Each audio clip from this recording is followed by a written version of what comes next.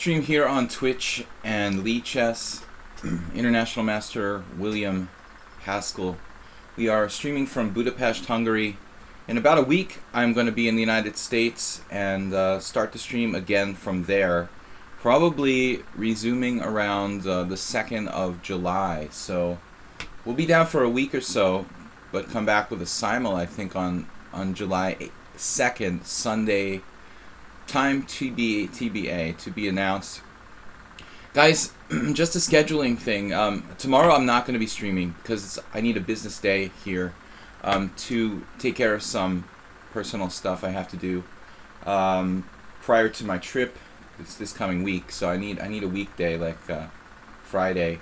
So there's no stream tomorrow, and I am going to be doing a simul on Sunday night though. So it's Sunday night, 6:30 p.m. CEST. My last will be my last European stream before I go to streaming from July in the United States. It will be a different time, probably afternoon USA time, like 3 o'clock or 3:30, which would mean like 9 p.m. 3 days a week from afternoon time USA, and then like Sundays USA early evening, probably midnightish. If you want to check out my simuls on Sunday. So I'll be streaming 4 days a week instead of 6 from the USA, probably Monday, Wednesday, Friday, and Sundays. PEEM has a question. What chess books would you recommend for players around 1600 rated lichess? You know, well, 1600 rated lichess is probably like 1400 over the board. And I mean, you're a beginner, but you're not like a total beginner. So I don't know, you know, there's a couple different approaches you can take. There's the classical school, which means like just the best old books, you know, and there's also like more modern kind of readable, digestible books, like for example, very popular are Jeremy Silman's books, like The Amateur's Mind. He has this very, very popular series in Chess Life magazine, and he's written this book called The Amateur's Mind, and I think there's another book which is very good. So if you want something really modern and digestible, that's good. But I mean, I really like classic books, so I would recommend stuff like, let me see off the top of my head, The Most Instructive Chess Games Ever Played by Irving Chernev is a very, very good book. And as I was saying yesterday, also, let's see, yeah, I like Most Instructive Chess Games Ever Played by Irving Chernev. Let's see, what else? I'll try to think about it as the stream goes on, about really really good books specifically for that rating range around 1400. I mean, you have to learn endgames and stuff like that, but I don't feel like that's as important as general principles and stuff, so I'll try to think about that. Yeah, Reassess Your Chess. Thank you, Blue Crow. That's the other Silman book. That's really good. So, I mean, I think for players between like 1300 and like 1700, these books are very good. I mean, even stronger players might get something out of it, but basically Silman's aiming at these amateurs between like 12 and 16, 12 and 1700. So I think that's a good bet. But if you like the older books, again, Chernev, so many books by Dover Publishing, this like very low budget publishing company that published like pretty much many famous chess books. I mean, it's also like you could go with really classic stuff like Lasker's Manual of Chess. I like, for example, My System by Nimzovich. So any kind of classic books that were published by Dover. You could find them really cheap, for under $10 and paperback, and they're just all good. Almost not all of them, but like 80% or 90% of the Dover books in paperback are really, really good, and they're really cheap. All classic books. They've got. Anyway, hard to answer that question in a very short period of time. I need to put together a list. Actually, that's a good idea. I should put together like a reading list for players of different levels. Make a note to do that. Today, I'm gonna. Lousy Dirty Cheater has a new handle. Anyone else noticed? No, he was Lousy. Are you sure? I don't think so, dude. I just called him lousy, dirty cheater. You know, I think that you're just like slow on picking up on that. It's not a new handle. My score is 8. No, I just always call him lousy, dirty cheater because it's easier to say that. I'm gonna pick the challenges at random again today, but since Ayeste didn't get to play yesterday, I felt kind of bad, so I'm gonna play him first. And let's get started. So, basically, you can challenge anything between 5+3 and 8+3. And when I get to the United States, I'm gonna play. Let's try something different here. A little bit of like a Queen's Indian attack. Actually, what was the book I had? What was this book? I had a Queen's Indian defense book where they recommended playing the Queen's Indian attack. Alright, this is fine. I can transpose to anti-Slav, or if I don't play c4 here, I don't really get anything. This is actually a neo-Slav, or whatever you want to call it. This is something I seriously play for white. You're a little slow on the uptake, Arsenal fan. It's a natural mistake. I think things like that all the time. I'm really a little bit blind sometimes. Alright, now, my famous game with Rapport Richie, he played like Queen e7 right away, which is an interesting move order. I've been facing that sometimes, but castles is more traditional. You know, at least Ayeste put his bishop on the right square, because sometimes people play like bishop e7, and I think that's unnecessarily passive for black. He's basically playing the Kali system with black, and there's nothing wrong with that. This is a reversed Kali system. Cole system. No, I don't think it's that, Arsenal fan. I mean, it's not that your brain assumes it. I think that you heard me say it a number of times. And that's why, like, you just, like, subconsciously assumed that's the way he thought it was. It was like I was reinforcing that his name was in a normal order of letters. So it's not only like you're thinking, you're having it reinforced constantly by me saying it that way. So knight on bd7 now. One thing I have noticed, this is kind of a battle for like timing whether black plays e5 or not. I'm not going to bother with like rook c1 here. I think I had a game with Yuri Shulman in this position years ago. Black can basically force me to transpose to a kind of Slav, semi-Slav.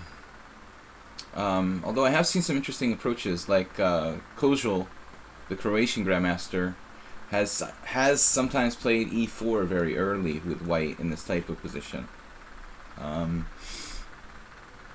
Now I'm concerned. I think that Ayeste is playing the best possible setup here. It's very quiet looking, like b6, but in reality, unless I can take on d5, then he takes back with the e-pawn. I wonder if I can take on d5, take with the c-pawn, but I play knight b5 and he just like retreats his bishop back to e7. I mean, I can penetrate to the 7th rank, but I'm not sure that I really have anything. Like, okay, I penetrate to the 7th rank, and then what? You know, like, okay, I get a queen on c7, and the problem is that it just kind of runs out of steam.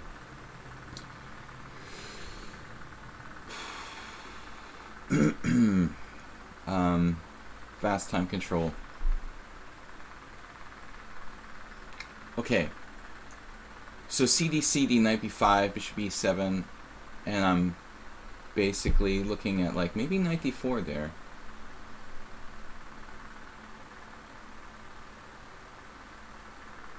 There's also danger of knight d4, bishop b7,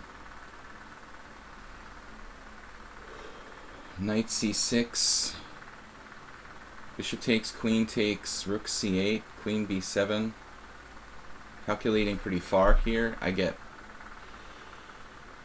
my queen is real close to getting trapped with something like queen b7, A6. Queen takes A7. Sorry. I don't know, man. It looks real close to working. If I create a symmetrical pawn structure, though, let's see. Take. Knight D4. Doesn't look right to me. I mean, I'm just... very bad time management by me. I'm just going to revert to a normal position here. I'm like a tempo down on the Carlsen setup, where he played like bishop d3, queen e2. I'm going to have to play like a tempo down at some point. Moving my bishop a second time from e2, which isn't optimal, but I am white, so it's not the end of the world. Otherwise, maybe we can play a different plan. Rook a d1, queen b1. It's really hard to say. But in the past I have played bishop d3, queen e2. Now that he's put his rook on e8, I'm having second thoughts about that. I don't really like having my queen lined up with his rook on e8. But I think that this position is one I haven't played before, exactly. And I think that black has played very solidly. White should have possibly a microscopic advantage here, but I don't have anything really to do. You know, if I ever break with e4, he pretty much equalizes. I don't know, though. Let's try it. You only live once. This particular position, I have a hit on the bishop on d6, which gains a tempo.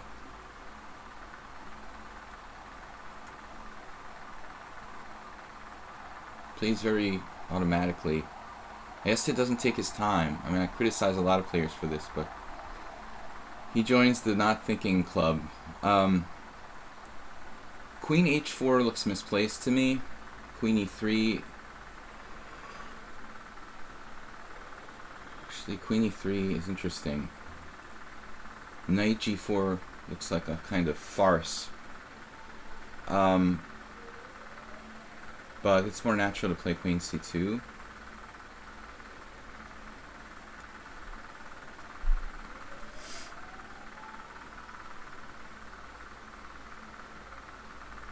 But I think he's playing a little too fast.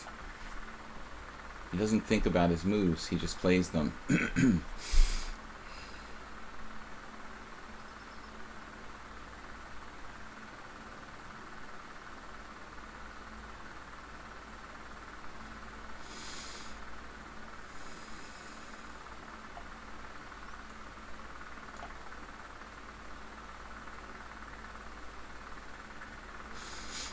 This move was a mistake.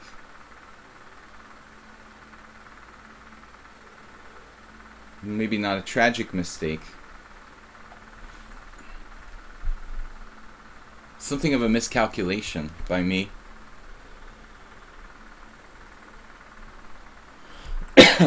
My setup is actually the recommended setup against the Akali or Cole. It's considered, I think, by many to be the best when you're playing black against the proper Coley system.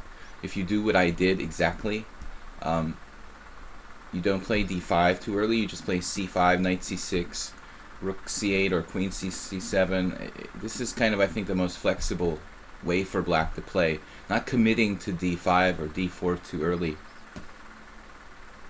But I mean, still, like, the Coley system or whatever should be equal, more or less equal. It's a very stable, solid opening. Now black played e5. Interesting.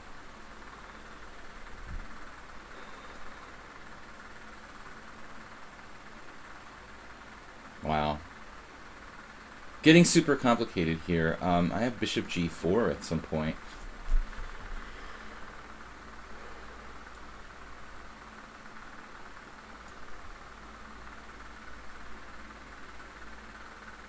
I'm getting a little bit carried away on a kind of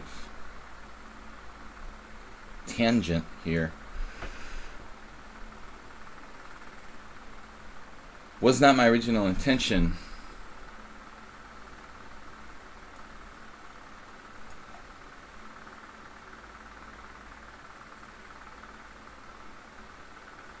But again, like, why does he play so fast? You got 3-second increments.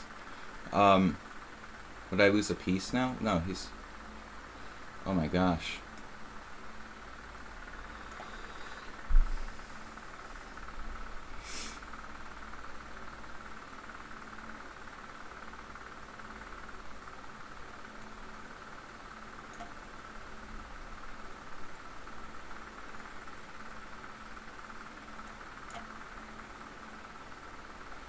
Why is he playing so incredibly fast?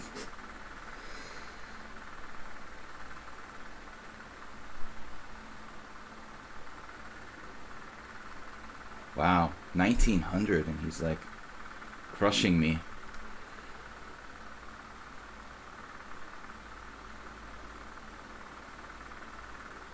Not just calculating better than me, taking no time.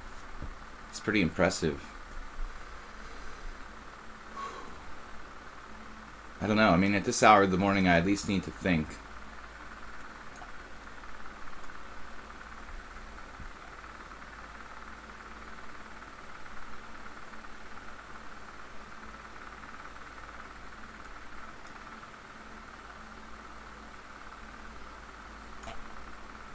How does he find these moves so fast? Jeez.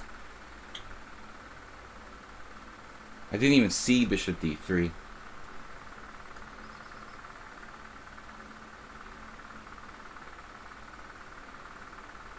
You think he'd be like 2300 or something.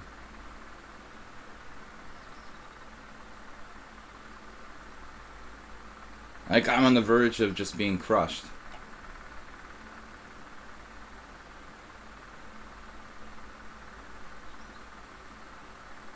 Barely hanging on. I just totally didn't even see bishop d3. It's like 10 o'clock in the morning. I can't even calculate anything. Any kind of tactic. This is the first game I played all day. He finds this move, which is ultra scary, g5. It's also dangerous for black, though. I don't think that's a safe move. A lot of players wouldn't ever consider playing that move. Probably a little too dangerous for black.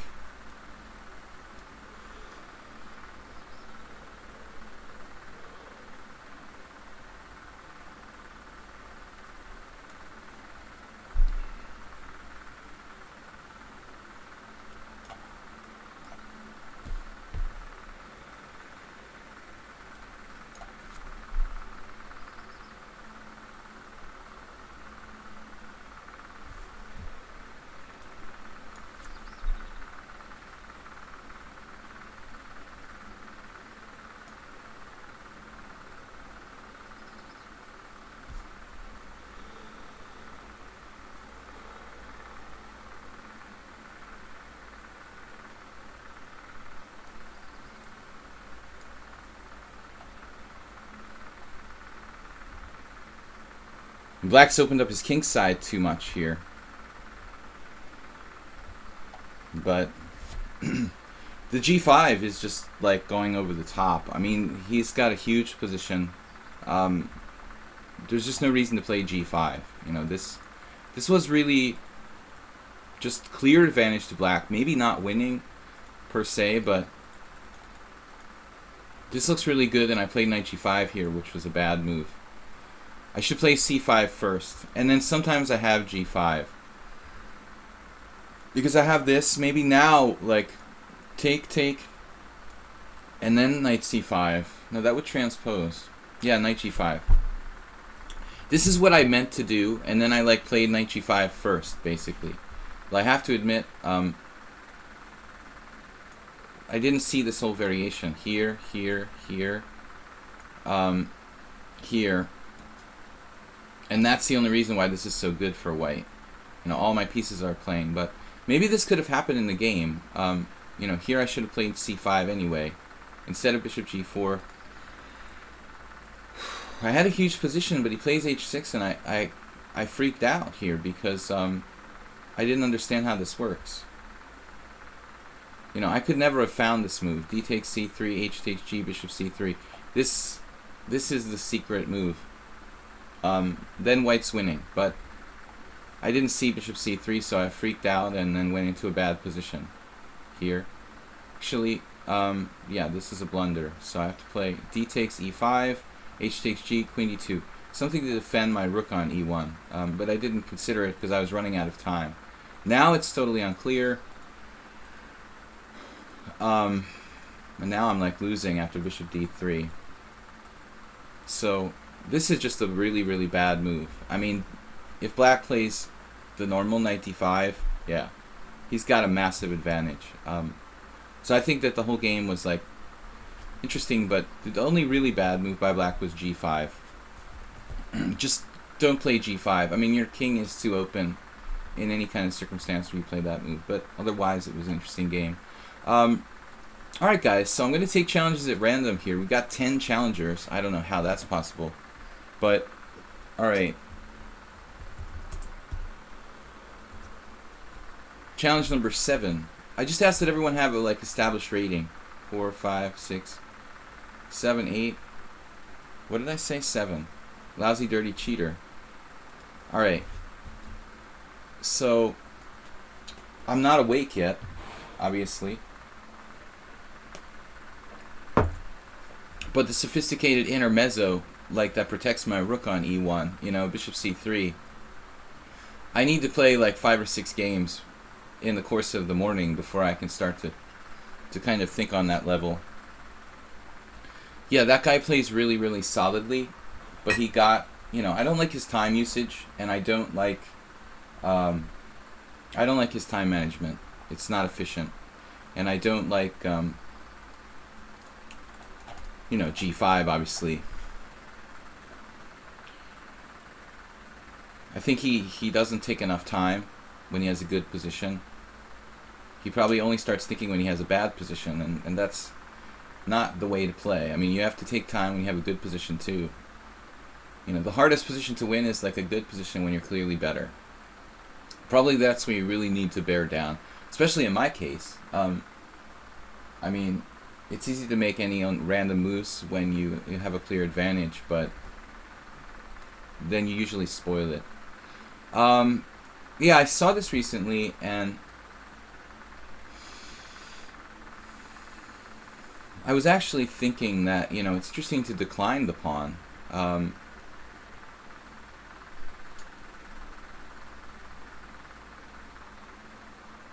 What did I think about? Here we have 7 minutes, so I can think a little bit here, but yeah, I was actually looking at this and thinking about like not taking this pawn. But I think the main line is taking it and playing. I mean, we might as well play principally here because I want to set a good example. But I think there are ways for black to play without taking that pawn. You know, reasonable ways. If you don't want to be materialistic, it's not really a sound pawn sacrifice. Interesting though. So I think I did this once before against someone. Maybe d5 is like the theoretical recommendation in this position. I'm not sure, but d6 looks logical to me. Knight takes e4. What? d5. Bishop e2, h5 is the main line. g4, you mean? e4, d5. Bishop e2, h5. That looks gross. To be perfectly frank. You know, it looks like I could end up some kind of Shirov sort of,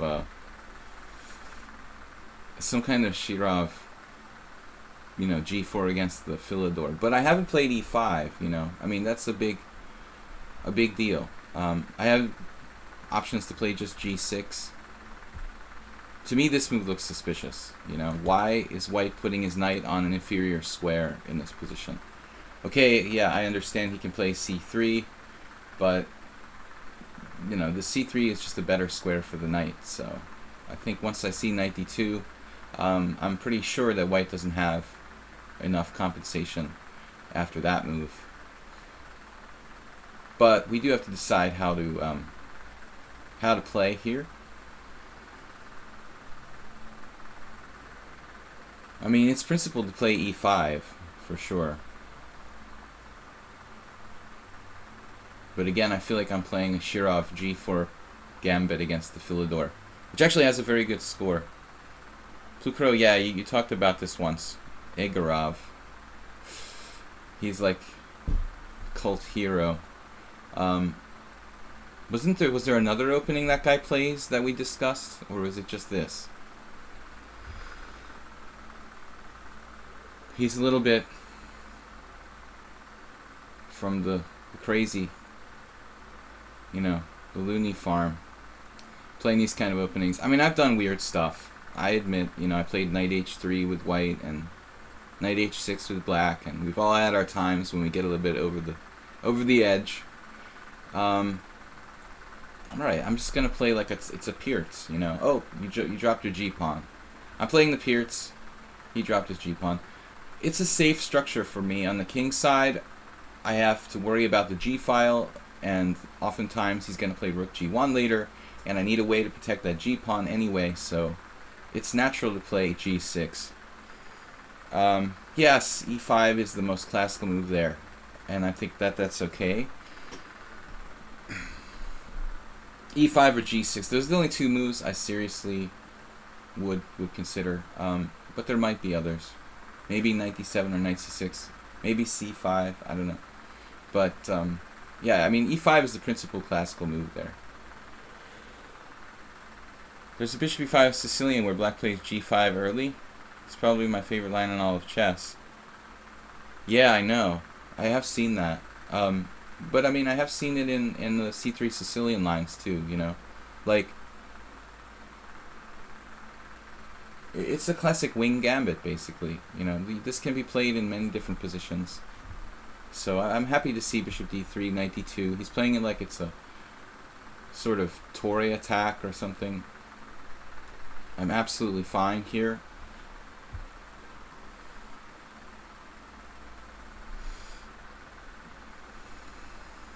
We gotta, consider playing a classical center at some point. I'm happy to play e5.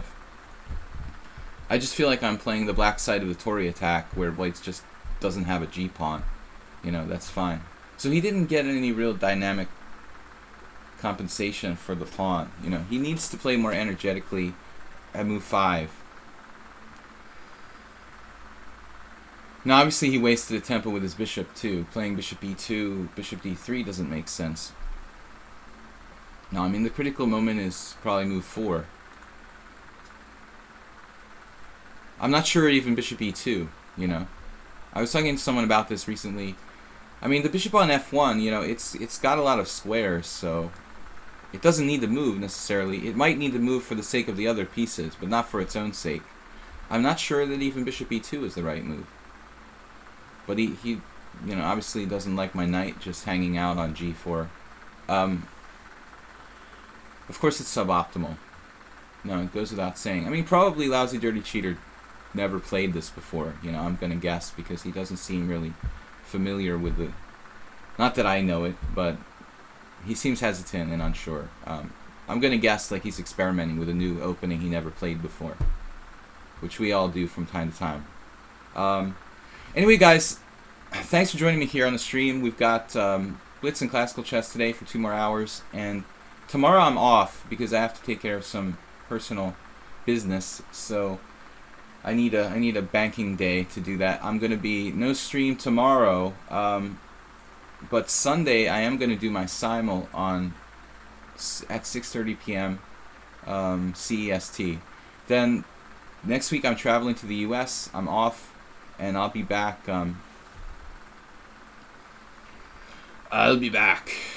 So I'll be back the following week, like around the 2nd of July. Knight f1. I kind of like knight f1. I mean, he's coordinating his pieces, but there's no grabbing this pawn on d4 because of queen a4 check. Yes, there is grabbing this pawn. All right, now. I talked a lot about I don't like to be materialistic, blah, blah, blah, blah, blah. But actually, in this particular case, I'm going to make an exception because it's a central pawn. Okay? I mean, this central pawn is a central pawn. If it was like a wing pawn, I probably would be like, alright, screw it. I don't even care. I'm not going to bother. But it's too important, it's too influential not to take that pawn there. So I think we're good. It's good to go. Yeah. No, I mean, I don't like to be materialistic. If I'm up a pawn, I don't take like rooks on a1 with my good dragon bishop and stuff, and I won't take a second pawn if I lose coordination. But here, it's just too important of a pawn not to take the second pawn. He doesn't really get anything for it. I give up a little bit of my center, you know. He basically got me to give up my e5 point, you know. But he doesn't really have any kind of adequate compensation here. Maybe I'll play... Even bishop d7 is worth considering. What is the best opening for white? No, I mean, the best openings for white are e4 or d4, and I think that it's just a matter of style. I think that those moves are a tiny bit better than c4 or knight f3, but some people might argue not. Problem with c4 is e5, and the problem with knight f3 is d5, and like black should probably equalize. It's a little like less easy to equalize against e4 and d4, but you should as well. But I still fundamentally, I play knight f3 and c4 because I'm avoiding a lot of theory by playing those moves, but still I believe that e4 and d4 are probably best. I mean, you want my honest opinion, probably e4 is the best move, you know, like Fischer said. If you want to really like get down to like infinitesimal sort of percentages, you know. But I think like the difference between e4 and d4 is probably like, you know, 1/100th of a pawn better or something, you know. I mean, that's just my feeling. The worst Arnie impression ever. I agree. I don't do it. I never practice my Arnie impression. Believe me. I don't do impressions, really. I just have fun. Just being me. And yeah. So I'd like to start playing e4, but I don't feel confident in my theoretical level of knowledge, you know. I can play e4 against 2,000 players, 2100s, 2200s, but when I start playing against 2300s, 2400s, 2500s, I just don't feel like my level of preparation in e4 openings is good enough. So here we're going to open it up with his king in the middle of the board, you know. That's it, man. Game over. Game over. But if I have some time, you know, we can get the e4 repertoire set up. It's a lot of work, though. I mean, I have some e4 openings, but they need improving. I just don't feel confident to play e4 on a 2400 level. You just play the Ponziani, yeah. Ponziani is harmless, you know. It's just harmless. But it's playable, and you'll get like, you can get an equal position with that probably. And you can equal, or, you know, maybe, yeah. I mean, I think the Ponziani is probably good enough for equal if you know what you're doing exactly. But that's fine, you know. Then you just play chess after that. I mean, that's the way a lot of players operate. This is the justification for d5. He's now yeah, I actually miscalculated this. But anyway, I guess I'll have to play f6. This was not my plan. It's good enough. I might have knight h6 or bishop h6. Oh, this is a very bad move. Okay, he has to play f4. I mean, it's 100%. And then maybe f6 and I break up his pawn chain. And black's winning, but I miscalculated. You know, now it's just over. So he has to defend the central pawn. This, just no chance after that. And he's in a very bad situation now. My knight is like a monster. Knight and queen and dark square bishop. This is a very bad game by Lousy Dirty Cheater. He's much stronger than this. He lost like a beginner in this game.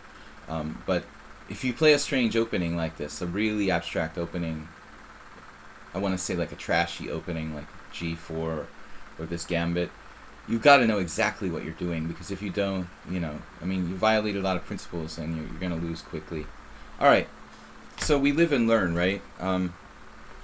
Yeah, you should play the Roy Lopez or the Gioco Piano or the Scotch or something. I mean, the Ponziani's okay as a starter opening, but, you know, at some point you have to branch out and play a more reliable, sort of, more serious game. You know, I think Roy Lopez, Gioco Piano, you know, there's lots of good choices. The Scotch.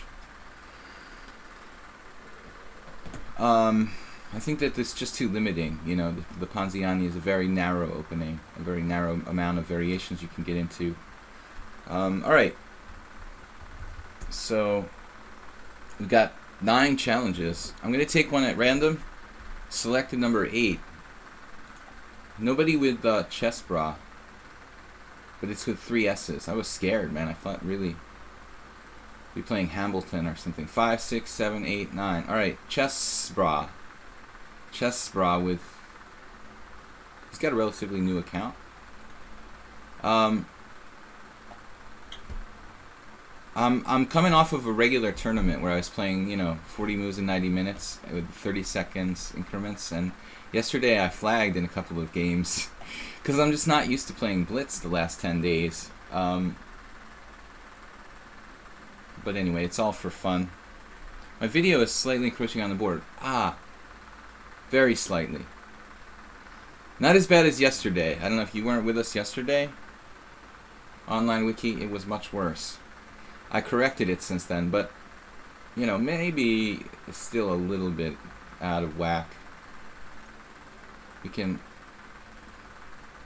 get like that, like one pixel smaller. But it's certainly okay, really. Yesterday I had it like really inflated. I hadn't used this machine in 10 days, and I think I had just left it playing with a really big board or something. And I started the stream, and people were like, hey. So, I'm playing the Classical Sicilian. I had a couple of games. I lost to this guy, Daniel Gurevich, who seemed like he prepared like the entire opening like in advance of the tournament for me. It was really scary. Like, I think he like found my lichess games or something, because it was like he had prepared this one specific variation I had played last year. The game's not even in lichess. Like, they're all deleted because they were unrated games. I have no idea how this guy knew I was going to play the exact variation that I did. It's really weird. I don't know. I mean, I didn't ask him about it because I don't like to give away my own personal information, but it was like he knew what I was going to play before the game even started in round 1, even though I played like 5 or 6 different things. And it's just, I still can't explain it exactly. But anyway, I like the Classical Sicilian. I have a couple of systems worked out here for black, and other things too. Oddly enough, it was really weird. Like, in my last 2 tournaments, I literally didn't have a single player play e4 against me. And I started to think that people were afraid to play e4 against me. And then this time, every single black was a Sicilian. 5 blacks in the 9-round tournament, every single game was a Sicilian. Is that crazy or what? I mean, online it would be kind of normal, but... Alright, back to our game at hand.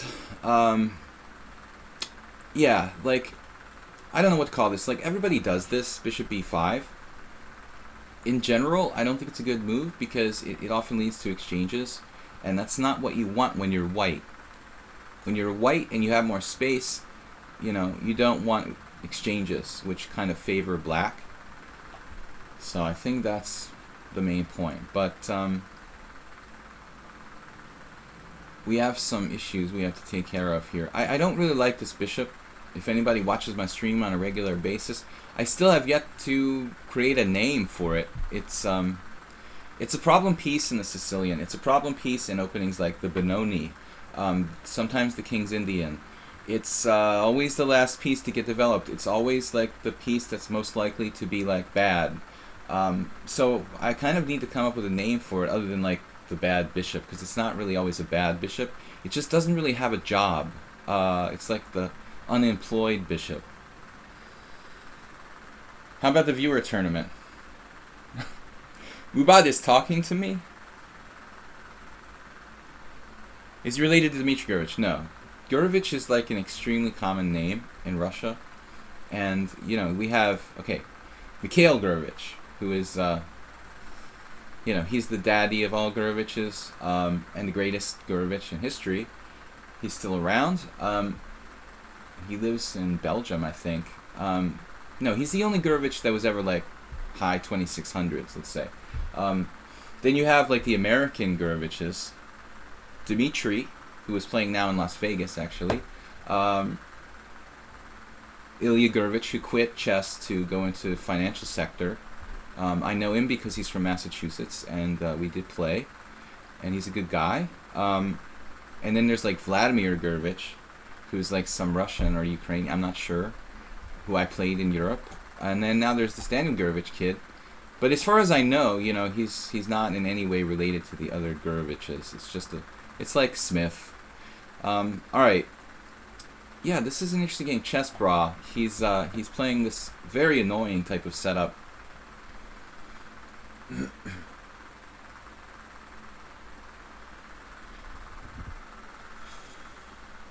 I think here I'm looking for a c5, maybe. We're just gonna think about playing c4, winning material.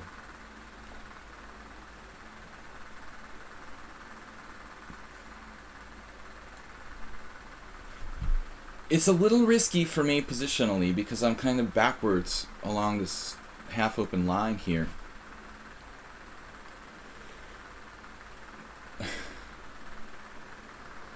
Mikhail and Vladimir, what? You played 2 Gureviches in a 6-round event? Who is that? Tricks only. Oh, what's up, man? Yeah, they're the only 2 ones that I know. They're both, like, in their 50s. I mean, Mikhail, I don't know. What is he, like, 55? 60? Is he that old? He could be, like, 60 by now. I'm not sure. He's the real daddy, Gurevich. Queenie, too.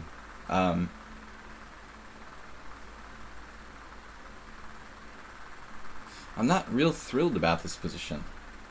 This guy's seriously messing with me. 1578, but he has a really good positional understanding. We're going to have to be extremely careful here. This is a new account. He's 1300 in bullet. But he's threatening to, like, be better after e5. I mean, that's a serious problem for me. And he stopped c4 too.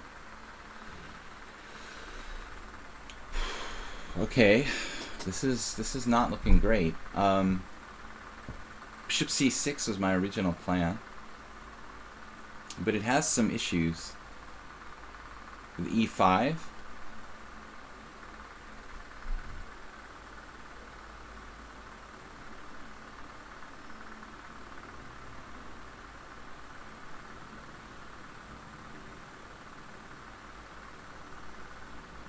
Looks like I'm in trouble.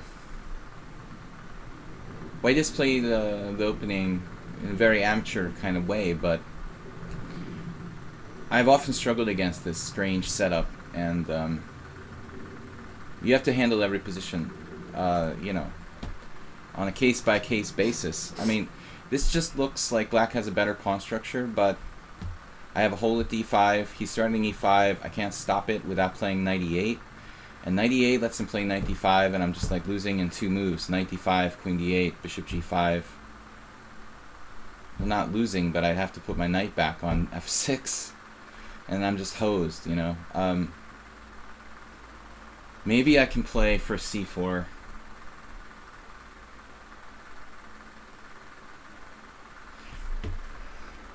This looks weird, but it's like my only chance.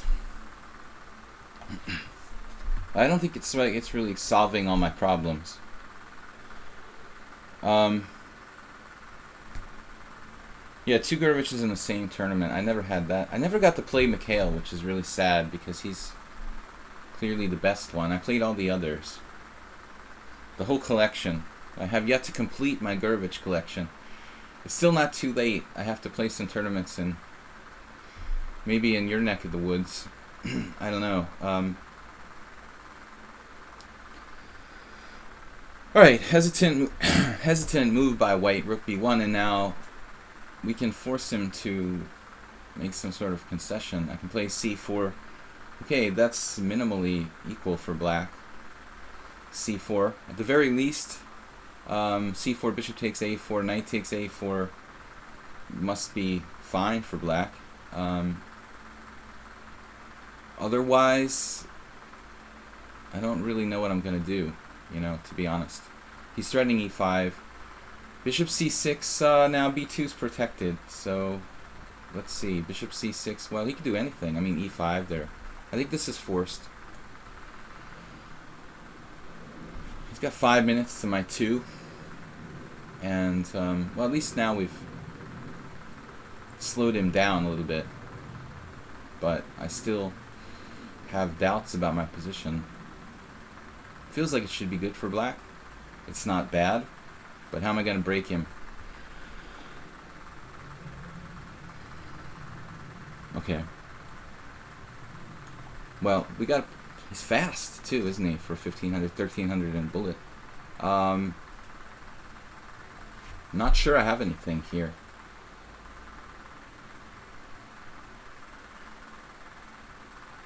Just a limited amount of options at my disposal.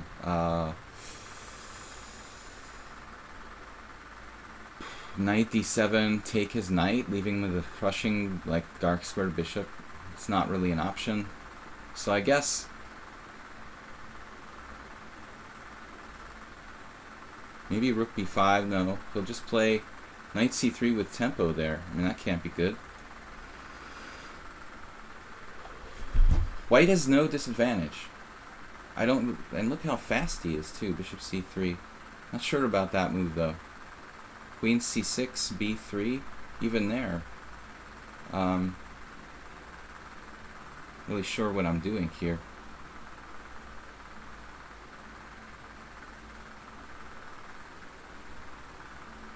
Maybe rook b5 now. What does that do though? It's very hard for black to have a plan here. Oh, I think it's just totally equal. He's also threatening e5 in some lines. Maybe I have knight d5.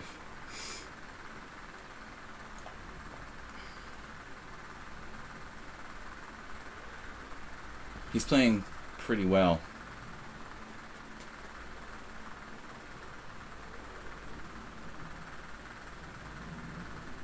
Oh, Mikhail was his first ever GM win. Nice one. Damn, that's a good way to start. I don't even remember who my first GM win was against. I don't recall now. Been too long ago. I'm too old. I don't remember that far back. I should know, but really not sure. For some reason, it wasn't a big deal. I don't know why. Maybe it was some old dude. I don't know, for some reason when I won my first game against the GM, I just didn't really have a celebration. This guy has finally made a mistake, or maybe not.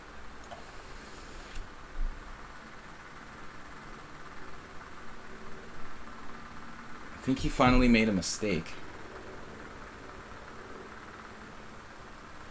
For 1578 lichess, he showed a very good understanding. Even this move isn't so bad.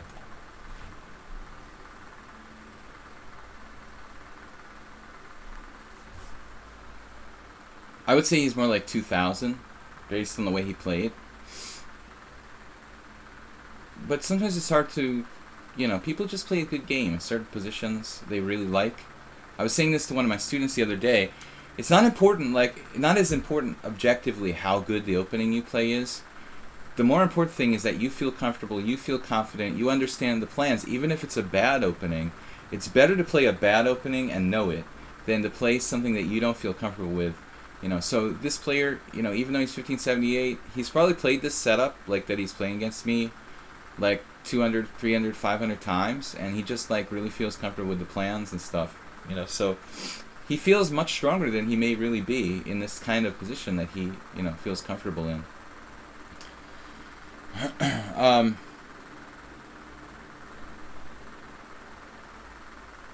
Is there plenty of viewers more excited to play him?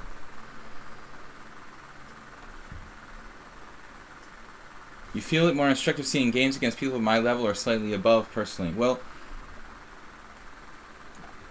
a couple of grandmasters who write columns in like Chess Life magazine, Lev Albert in particular, and Jeremy Silliman, they really specialize in doing that, like annotating games between amateurs. I mean, I agree with you to a certain degree, Richie, that, how seeing games of your own level might be more instructive. But at the end of the day, chess is chess, It's really, it doesn't matter if it's a grandmaster or a 1700, Chess is chess, it's still, the same principles apply.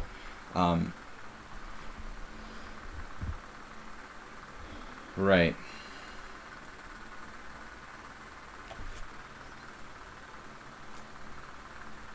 I mean, even now, this guy is hanging really tough. Very systematic. I would be like, damn, that's a good 1500. Still didn't lose that much material. Maximum the exchange. And he has a good structure, no weaknesses. Still, it's not going to be that easy to finish him off here. Even if I pick up, I picked up the exchange, but I have some structural weaknesses. Some weaknesses to my king side. Of course, Rich, I understand you can relate more to the games. Yeah, I mean, there's a definite argument for what you're saying. You have a really legitimate argument. Look at this. I mean, I could lose in a couple moves here very easily. I'm not even certain I'm even winning in this position with his knight coming back to d5 so strongly.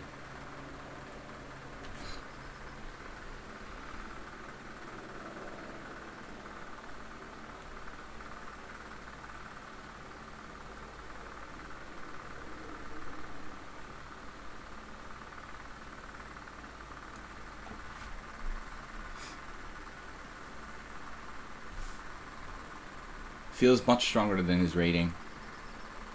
And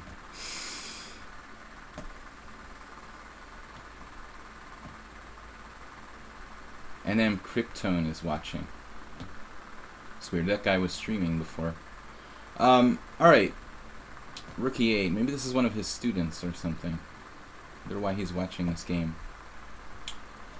Rook to e8. We've got white with some compensation for the exchange here. No doubt. Now I would expect the average 1500 to lose this pretty easily with white.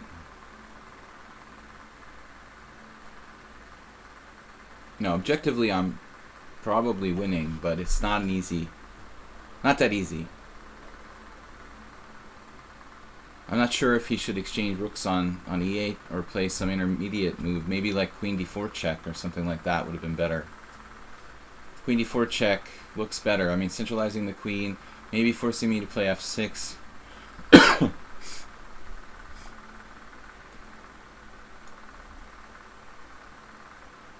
But I'm still not sure about this. He's got a pawn for the exchange. His structure is fairly solid. I can't play rook d1, which is, that would be very powerful if I could double on the 8th against his king. I have increments. Guy's really fast for a 1300 bullet player too. You know, players like that usually would fold up their tents by this point. Probably I should have played Queen E1 check first and then Rook D2. So this may be a small inaccuracy because I was getting kind of short of time. But his knight can't really function now. He doesn't have any squares. A4, B5, D5, E4, D1. Not a single move with the knight. I'm winning here.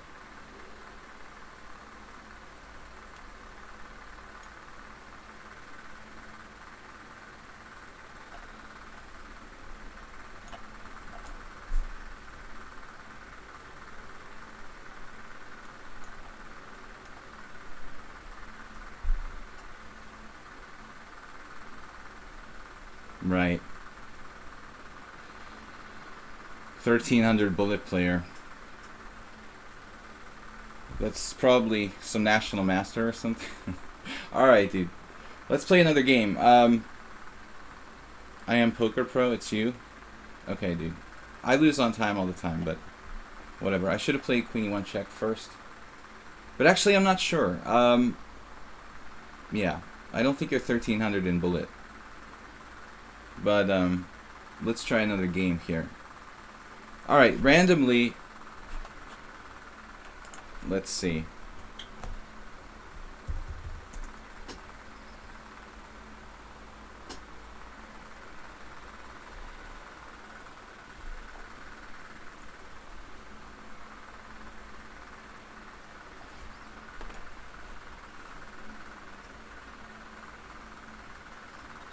I got 10 challenges. I still get a 10? What's that? What happened? Alright.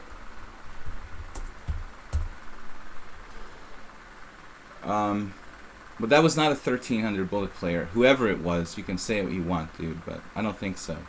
Alright. Number 1 is selected. Arsenal fan, Richie. Wasn't a national master, but it wasn't a 1300. Let's see. We got Arsenal fan Richie, challenge number 1. Obviously, your internet is really bad, dude. If you can play faster than me with 3-second increments. I'm pretty slow, though. But still, you know, normally I'm not losing to 1300 bullet players. But I think I'm like mouse retarded or something. Yesterday I lost 2 games on time the same way. I can't make a move in 3 seconds. Like, it's very weird.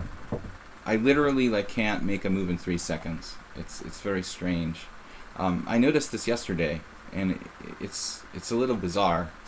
Yesterday the same thing happened in 2 games. I just can't can't move the pieces. I could move the piece faster over the board. In like a second probably, or like a second and a half, whereas like on lichess it takes me 3 seconds to actually make a move. I guess I just have a really crappy mouse, and like I don't know what else it can be, but I would literally make the move faster with real pieces. Okay, I mean, not to criticize lichess, I don't really like playing on the browser. A dedicated server. I used to play on ICC a lot, and I felt like the interface was a little bit easier to move the pieces and stuff. I don't like ICC, but I like, as far as moving the pieces with the mouse on the screen, it felt a little better to me. Richie's playing D4 here right away. Bishop takes B6, bishop takes C3.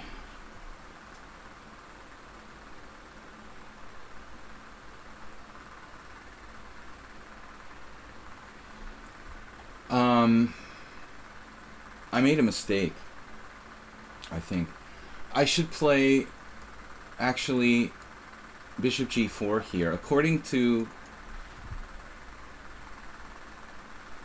I don't know, maybe even Kasparov talked about this position. I think in his book, Revolution in the 70s, I think he said bishop G4 in this position.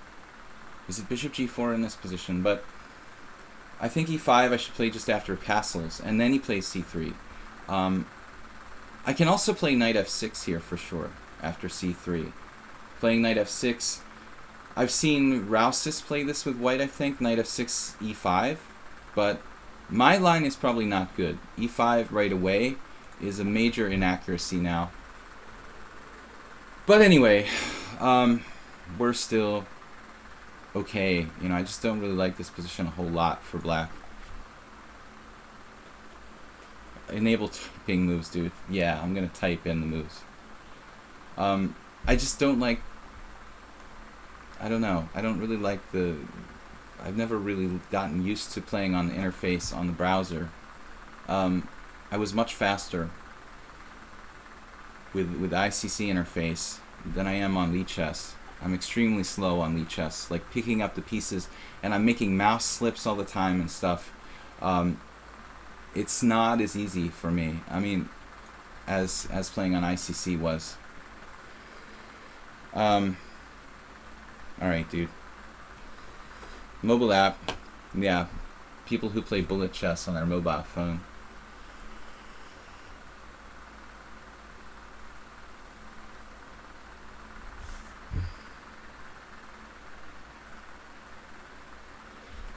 You know, I just can't believe it takes me 3 seconds to make a move. I think that my mouse settings are probably really crap too. I don't care that much though. I don't play bullet chess, you know, and it just honestly, if I lose some game on time, I really could care less. So it looks like white has a small advantage here. It's an inaccurate order of moves for me, but it can transpose back to a main line probably. Not a really good main line for black. Some Chinese grandmaster who plays this with white. Maybe Wang Hao. I've also lost to Eric Lebrun numerous blitz games in this line. I lost to Zoltan Shikloshi most recently in like 2014 in the Hungarian Team Championship. Yeah, I don't recommend ICC. I'm just talking about, you know, ancient history here, and my history with learning like to play online chess was basically the Internet Chess Server and Internet Chess Club later on. But I'm much faster with that interface than I am with the browser interface here. I'm very retarded with the movement of the mouse, and I make a lot of mouse slips and stuff.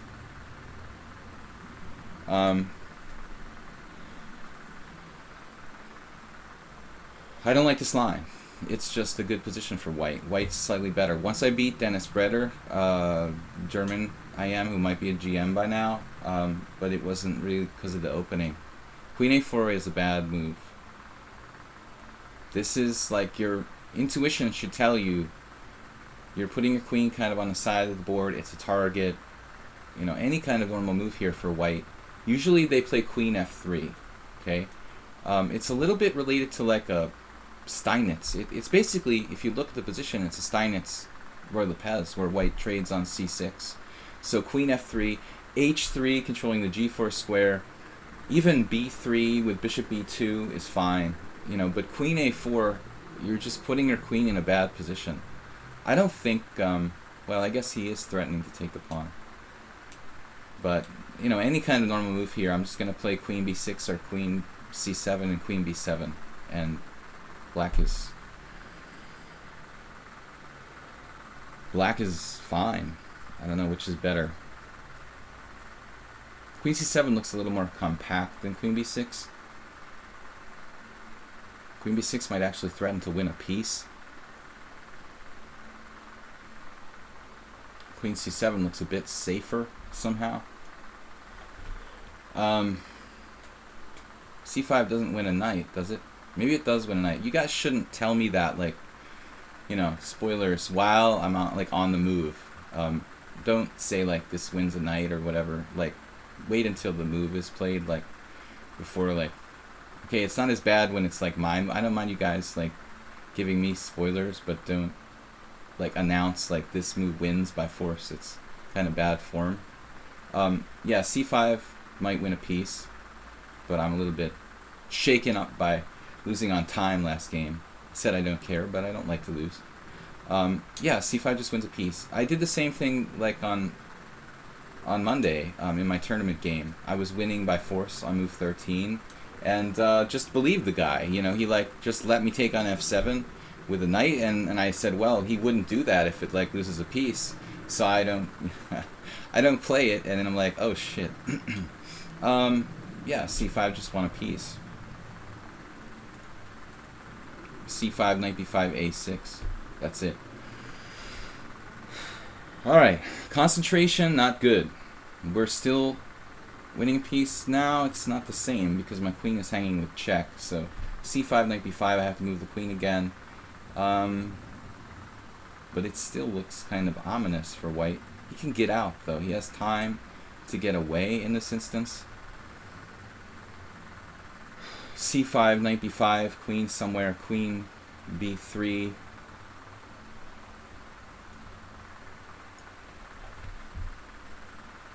Over the board mode. No, I mean, I just, I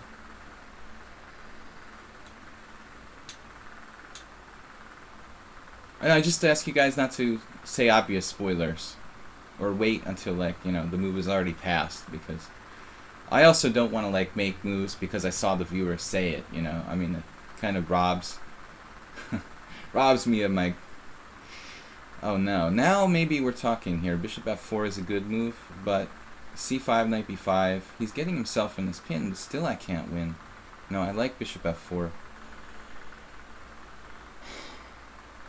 This guy is really, really strong positionally.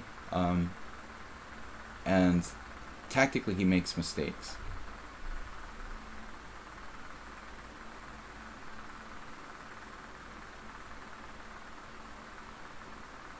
But he also plays like super fast. The other reason why I didn't win a piece, I'm like paranoid that I get behind on time. Every single game, you know, even when people play badly against me, they play super fast. So I'm constantly behind on the clock.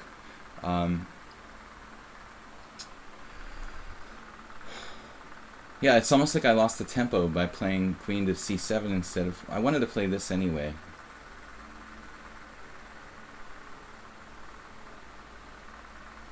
I don't even like my position anymore.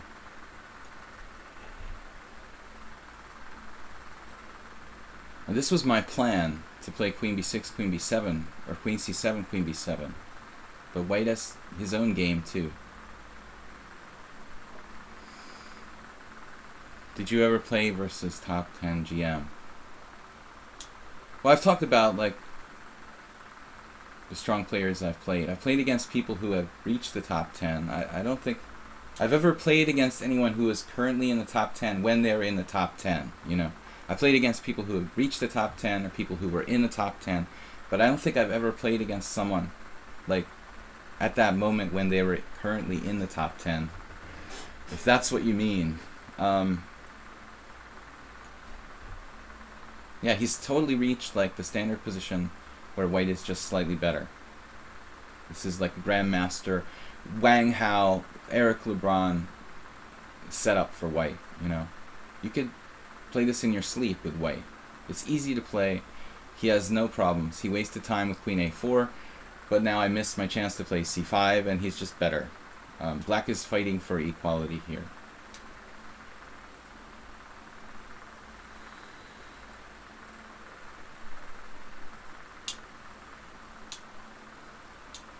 Poker Pro, I don't think that you seem very terrible to me, dude. I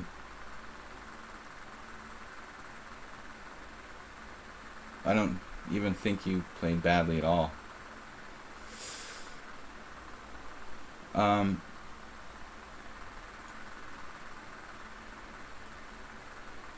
We have problems here. We really need to play for d5.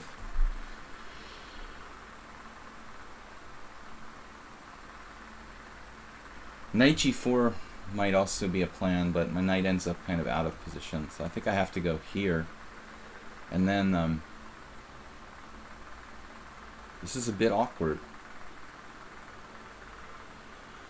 Alright, we've got to play bishop f8. I think this is just forced. played f3 instantaneously because it's a good positional move. I was scared of bishop g5, but then I have knight g4, so he's sort of like preparing bishop g5. 1849, he's also... I feel stronger. You know, maybe people just play well against me because they're really motivated, because I'm a streamer, but I don't know. You know, I feel like everybody tends to play better against me. Maybe it's just my imagination, but... Alright, I don't love this move, but bishop g5, you know, is a problem. This also gives my knight a square at h7, but I mean, it's undoubtedly like a weakening move for black. This is not really a constructive move. It's almost like a negative move, you know, h6, weakening my king position, weakening my structure. I mean, he could play knight f5 if he wants to. Actually, fully playable, you know, to go knight f5. I could take and play d5 probably in that instance. But I'll have hanging pawns on the d and the c files. Today you're not in top shape. A bit slow, yeah, that... I feel exactly the same these days. Well, it is like 40, yeah. 40 degrees, man. I mean, it's extremely hot. Absolutely. I mean, I don't like to make excuses, but you're probably right, Tricks Only. I mean, this actually is an issue. I'm not used to high temperatures, you know. So where are we going? He's headed for the king's side. Now I hate playing c5, but I need to do something. I could play c5, d5, maybe break in the center. We've got to find excuses for my crappy play. I'm not sharp, no. I don't feel very awake, but actually, Tricks Only, the truth is that I didn't play any blitz for like the last, well, yesterday, but I don't feel it's like riding a bicycle or whatever, as they say. I really need to play d5 here at some point. I think that with blitz, like, you need to do it constantly, or else you lose your sharpness. I just didn't play for like 10 days at all, anything, and when I do that, I'm just really slow. I miss tactics. I mean, I'm playing like 90-30 increments for 10 days, and I get kind of like lazy. Knight a5. Alright, I need to just play with my intuition more. I think this guy is a great positional player. I mean, let's be realistic, but for his level, I keep telling him, you know, he asked me, what are my strengths and weaknesses? Dude, like, he's totally good positionally. Excellent, I think. But, you know, there's some weakness tactically. I mean, he allowed queen a4, c5. I didn't see it. Against an alert player, they would have had him resigning in like 20 moves, you know. So, this is excellent positional play. Also, queen takes a2 loses the queen, I guess. So, that's a good tactical point. Well, at least we get rid of our backward pawn here.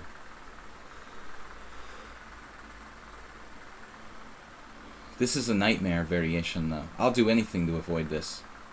Again, as I said, I've had it against LeBron. I've had it against Shikoshi and lost. That was a game like I had to win with black, too. A Chinese grandmaster. I will avoid this variation, if at all possible. Knight c6, bishop e5, the Rossolimo. He played... he played bishop takes c6, b takes c6, and then c3 immediately, and I wasn't paying attention, and I played e5. Normally they castle, I play e5, and then they play c3. But in this game, I just wasn't paying attention. I played e5 right away, and then after d4, white is better. I will not play the structure in a serious game anymore. I have had enough.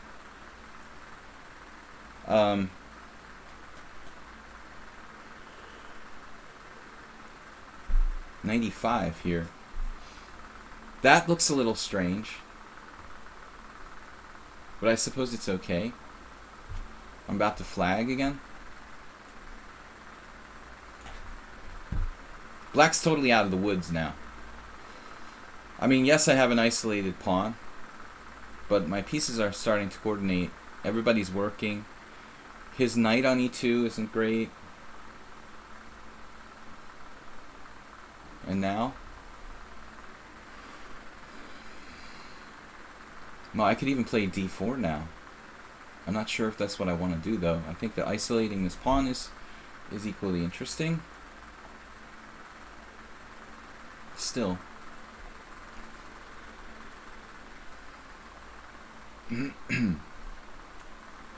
About to lose on time again. And he's very fast, too.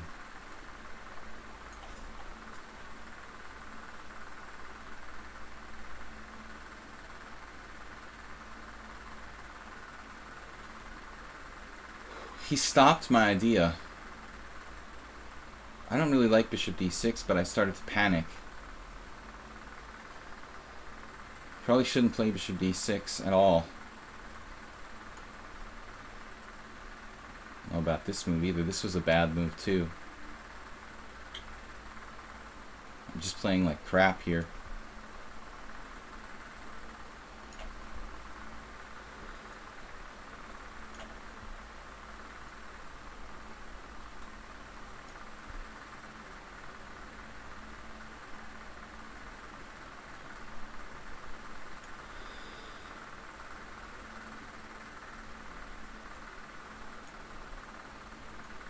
I mean, he seems strong for 1800.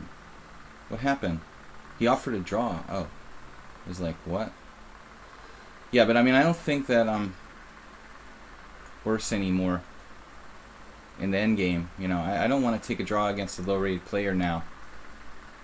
You might be worse now in this end game.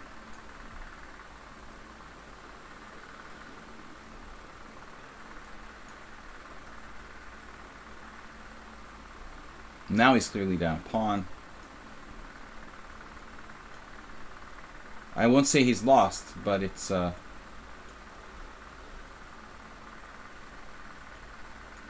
incredibly fast though. Never has to think. I have to think. I don't know. This is a very good move. Again, that's a bad move. Play too quickly. You should take with the king there. A little bit too fast. I mean, he's incredibly talented, but I see this so often. I mean, I know that I lose on time, but you need to take a little bit more time on your moves. You're not really using any time, and that's not enough, you know. Like, using no time is not enough. You got to use like 2 or 3 seconds on your moves. So now we reach a winning king and pawn endgame. Just a little bit too fast.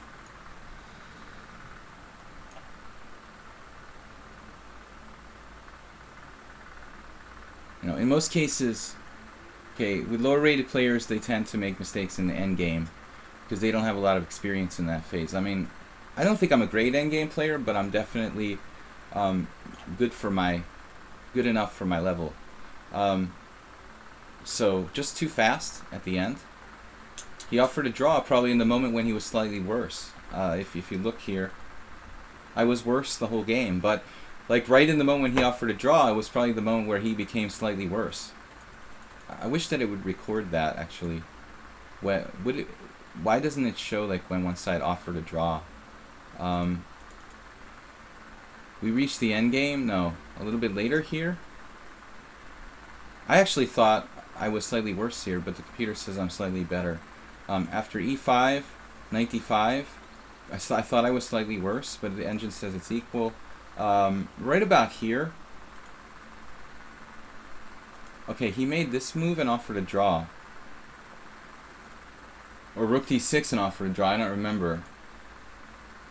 The rook d6 looks like it's starting to be worse for white. So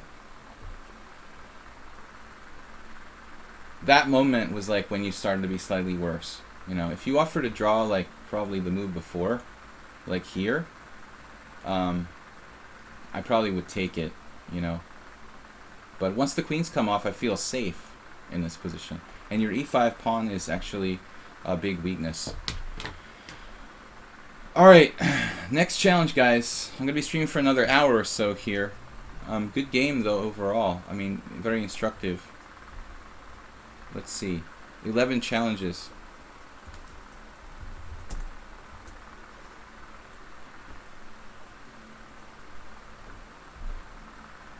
Hey, it's Matter Monkey. Please call anytime if you'd like to do a joint stream. I'm sure it is.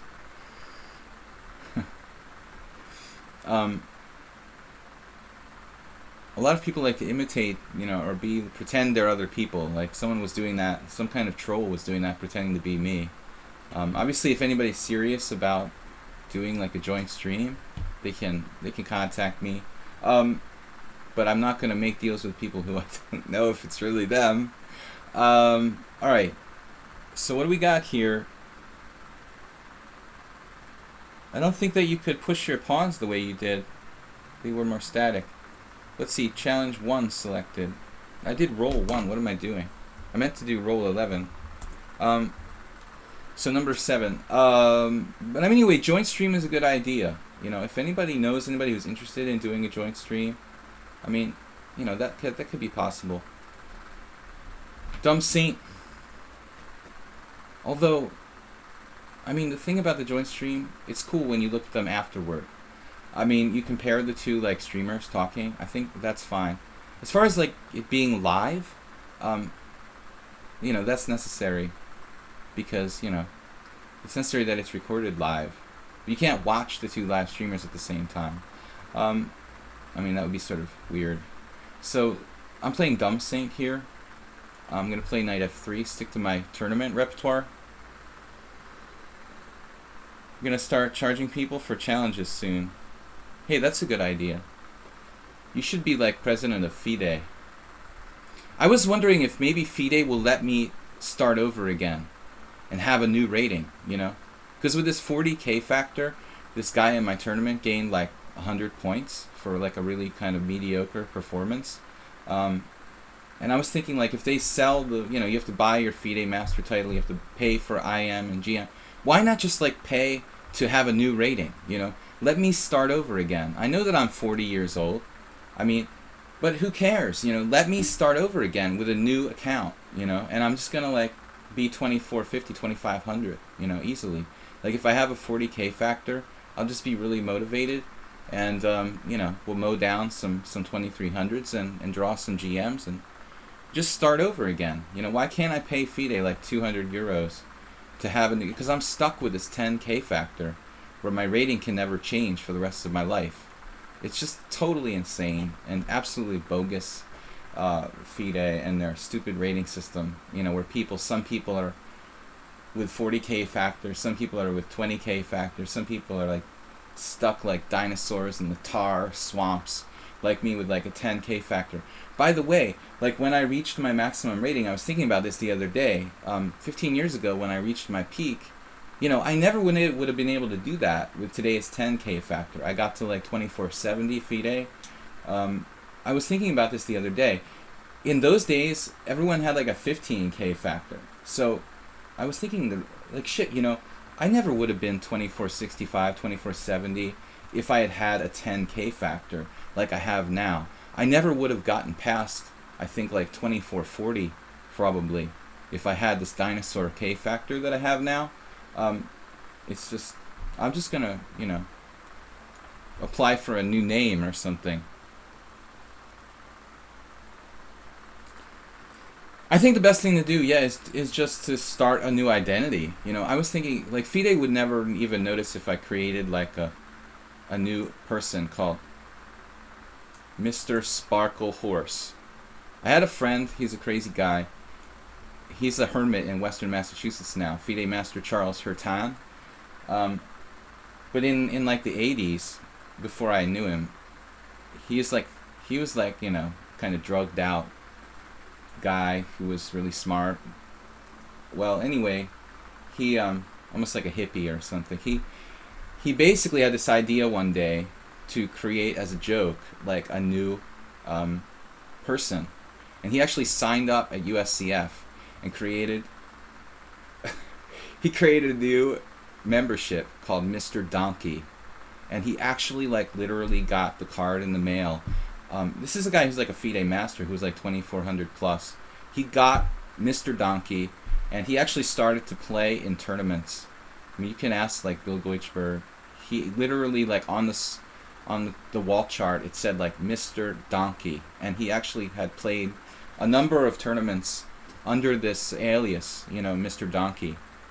So I think something like that, you know, make Mr. Slaggy or Sparkly Horse. FIDE would never know. They would just collect the money and you know, for the new membership fees or whatever. I could just be a totally new person. Because, I mean, my rating will never change by more than like 20 points for the rest of my life, the way it is now. I mean, the whole organization is absolutely corrupt from the top to the bottom, but there needs to be like a totally overhauled rating system. Little kids are running around like becoming 2600 in like 5 tournaments and stuff. So A6 Dumb Saint, this goes back to a game I played in 1992 against Alejandro Rios from Colombia. I was looking at this game like a month ago. I had actually crushed the guy, and then somehow, after he had a totally lost position, I remember like I was heartbroken in that game in 1992 in the Philadelphia International. He was totally lost, and I played like perfectly until move 35 or something when I just like hung my whole game. Queen C7, probably what Rios played too, if I remember correctly. I think knight b3 here. You know what? I did knight a4 against Alejandro Rios. This was a new move, actually. Maybe that's what we'll do. Everyone's done knight b3, and I even played this, but I realized against Rios that knight a4 is even better than knight b3. No one has subsequently ever played this move. They probably look at the database, they say, oh, Paschall lost to Alejandro Rios, but I didn't lose because of knight a4. Actually, knight a4 is a good move for white. Otherwise, they can play knight b3, b6, and get an almost like playable position here.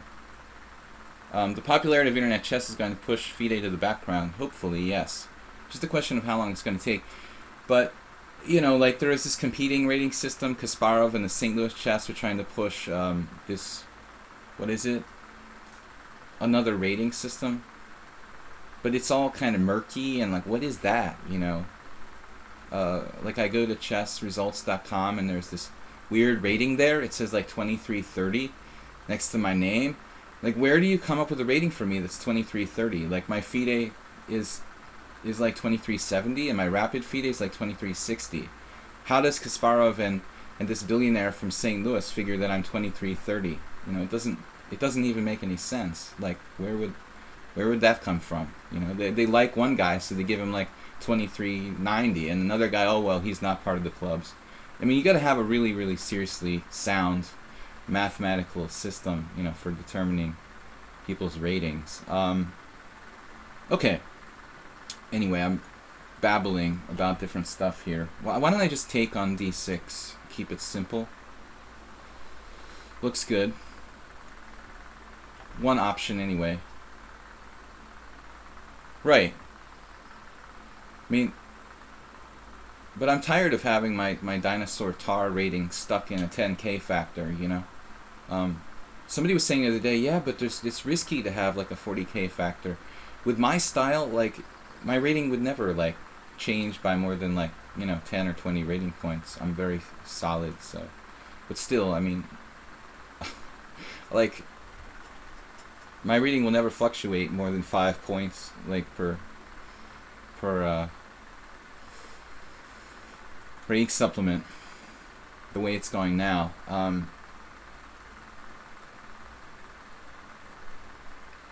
There was a guy in the tournament I just played who, you know, he's talented, but he's got like 2130, and he's got a 40K factor. He gained like 100 points in the last tournament for having like a 2400 performance, and then he's got like 90 points for having a 2350 performance in his next tournament. So he's like nearly 2400, and I mean, he's in 2 tournaments or something, and he's never even played like, he's had like 1 performance in his life where he was 2400. It's not really logical. I mean, I don't know.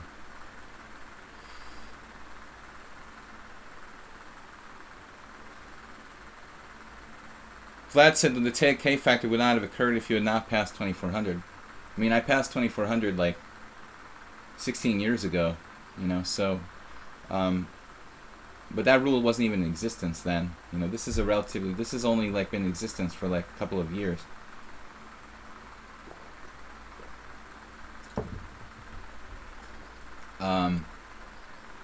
It looks like we're better here, but it's not game over for black.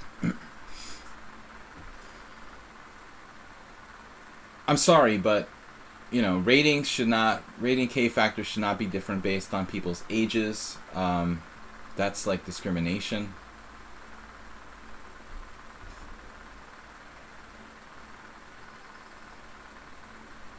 All right. I mean, I think that the only reason for a different K factor would be in the case of ratings being really early, like provisional ratings for players. Let's develop a piece, huh? I understand if it's a provisional player, like in his first however many games, then he should have like a higher K factor. Otherwise, it's ridiculous. Everybody should have the same K factor. It's only a scam so FIDE can get little kids to make FIDE Master and International Master and charge chess federations to collect money for these titles. This is the only single reason why the International Chess Federation created these rules. It is a scam to get more people to make titles that they charge the chess federations like fees for. It is absolutely the only reason why this is even like in existence. Mubat keeps asking, how about that viewer tournament? Well, we can't do a viewer tournament today, Mubat. I think that we only have like an hour left, so viewer tournament, Mubat, we should ask the viewers if they want to do it. What's the deal with our what's the deal, by the way? What are we doing here? Knight b6? Our e2 pawn is hanging. My knight is hanging out on a4. We can go back, but going back looks really weak.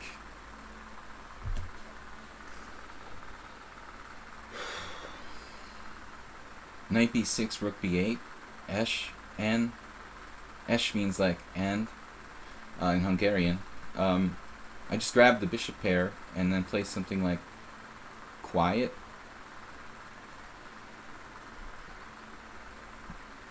He has got discoveries on my queen. Obviously, knight d7. Knight takes c8, though.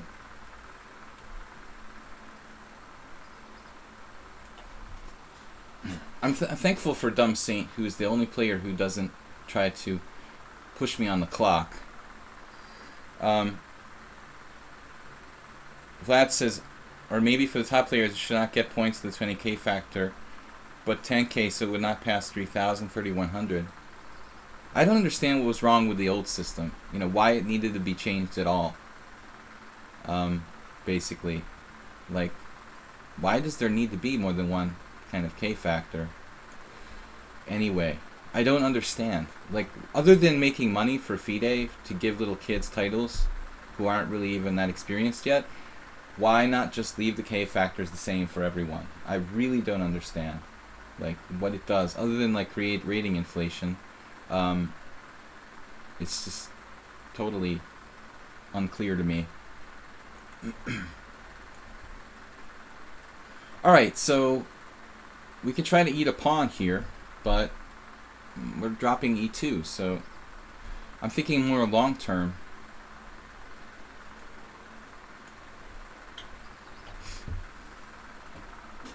But he's alright, he's alive here.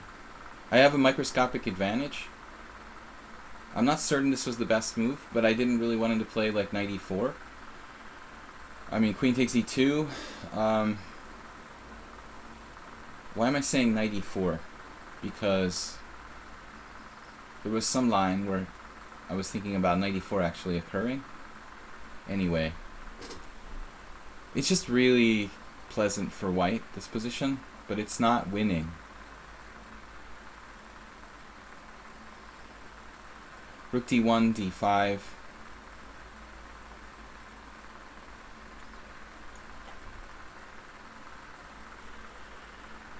It should be a big K factor for endgames, then everyone the same. Right. I mean, why does there need to be different K factors at all? Like, I don't understand.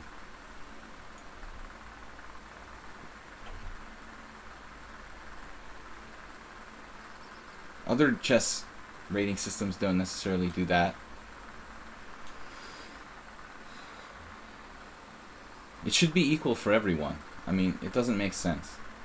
I like the way that Damsing is playing with the isolated pawn. He has, you know, active pieces, no bad pieces. He has a slight pawn weakness, but it's not fatal. We're on the 7th here, but he has counterplay. I'm a little nervous about this, actually. Okay, I have bishop f1 if he tries anything funny. And my structure is really sound. I mean, I even have rook back to c1, but he can't play, let's see. He's smart. I mean, he's got some counterplay. He can play actively here. Queen f6. I don't think I'm necessarily winning.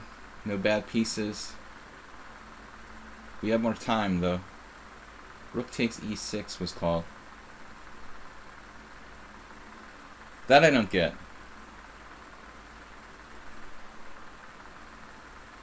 Doing some opening analysis. I know, I mean, we could do that, but it just seems like kind of boring. I don't know what Tricks Only was talking about, rook takes e6. An earlier point? Or maybe he's talking about something other than this game. Yeah, I'm grabbing the pawn. And, yeah, let's see what you got, man. Oh, queen c6? That doesn't do anything.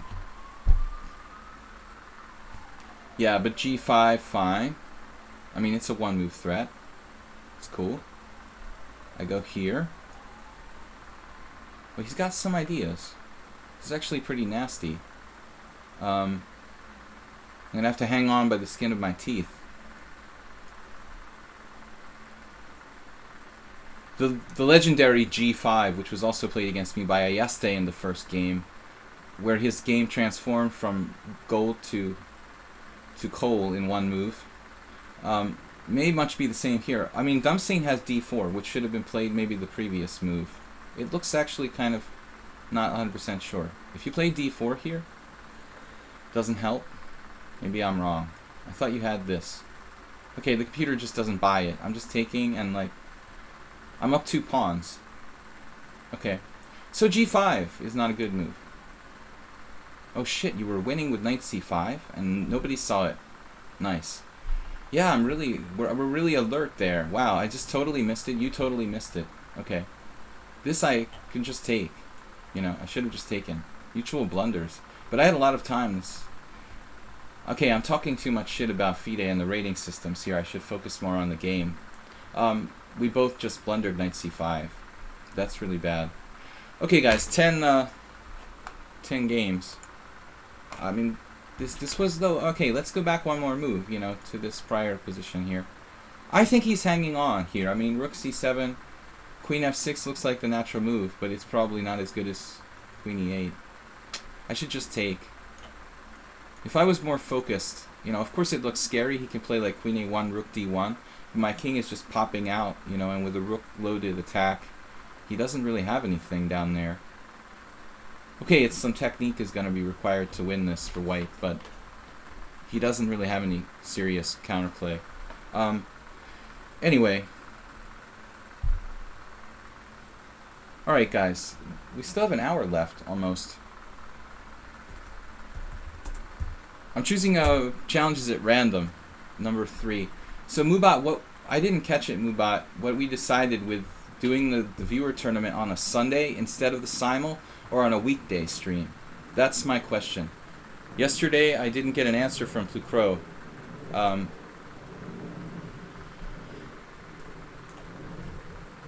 about what the poll answer. We polled the players about whether they would prefer to do the tournament on a weekday or a Sunday night, and I wasn't sure which we decided. Um,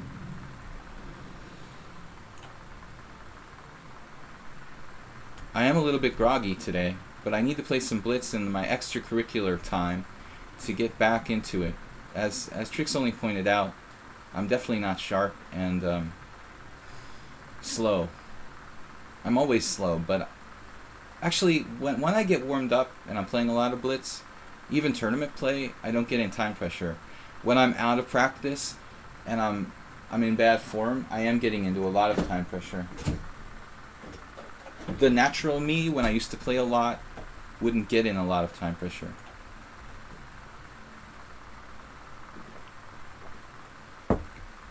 This last tournament I just played, I didn't have time pressure problems really until the last game, when I was messed up because it was like the morning and I didn't have any food and I was tired. And that game I got into vicious time pressure. But I'm not in a good condition. But if I'm in good form, there shouldn't really be issues with time pressure. 1.5 hour tournament is cool. It doesn't have to last the full length of the stream. I mean, how many rounds can you play? Like if we play like 5-0, I would like to be like 5-0 or 3-2. Well, either way is fine with me. But I want it to be like a normal blitz time control. So either 5-0 or 3-2. No 3-0. It's just I don't know. I'm too old for 3-0. But no, 5 plus 2 is even too much, Mule Skinner. I think it should be 3-2 or 5-0. I mean, if everybody wants 5-2, we could do that. But I mean, it's pretty long games.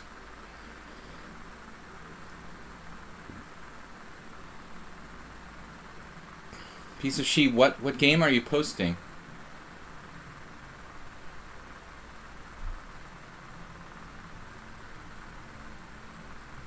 I mean, 5-0.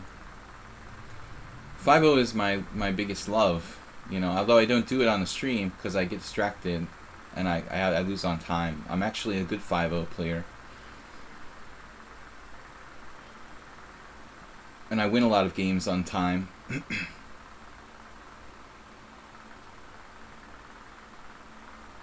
I think F4.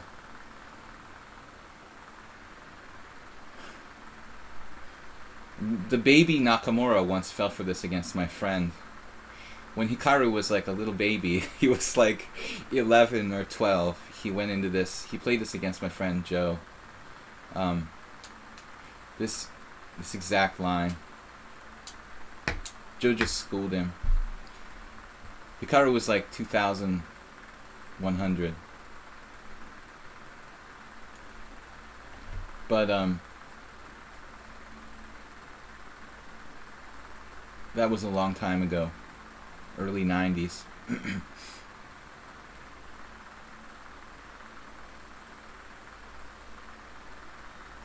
Soroche, what's up, man? Hate being flagged when the outcome is already clear. Oh, it's a GM game versus engine. Yeah, I gave up playing computers right around like the turn of the century. Pretty much quit. I guess around 2001, 2002.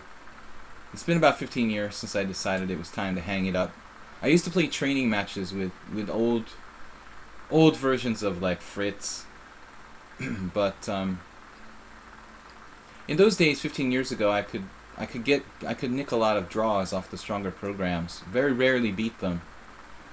Let's say circa 2001, 2002. They were still strong even then. But now it's like, forget about it. I don't even find it interesting. Well, I just dropped a piece. So the Hikaru baby game, when he was a little kid, he played like knight... How was it? Knight A4? Maybe Hikaru played knight A4, which is like the best move. But he lost to Joey, my friend Joe Fang. Joe's an international master, but he kind of quit playing. This just loses a piece for white.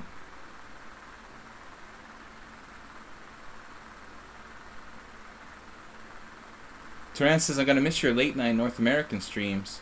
You put me right to sleep.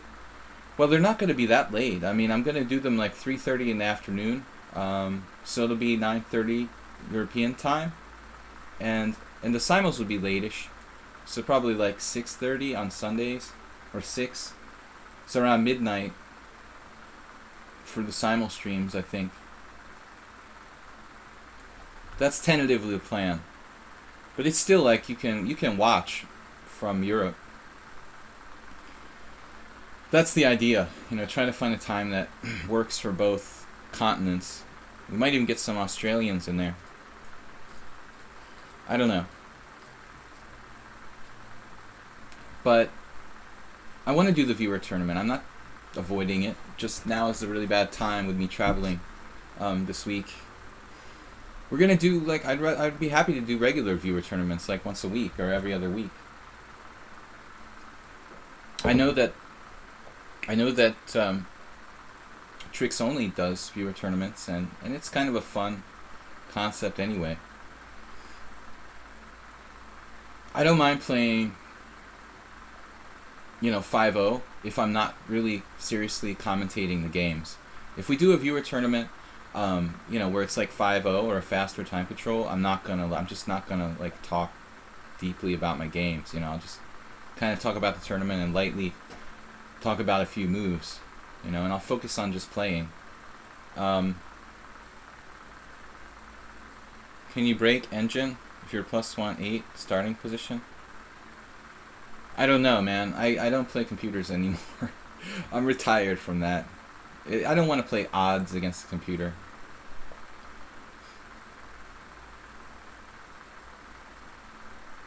White is busto. Well, it's just a clear piece down.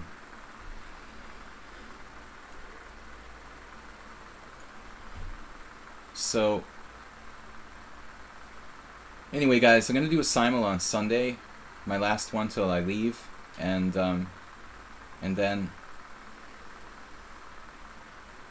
we will be back the 2nd of July, I think, with another simul. And then the 3rd of July, I'll be streaming from the USA for July and August, the duration of July and August from the United States. But this was an easy game. I mean, XXPG, he just dropped a piece. Just a whole piece, nothing but the piece. So help me God. And he didn't have any compensation, so it's really sick. I mean, he can't even generate any tricks or anything. I would just resign,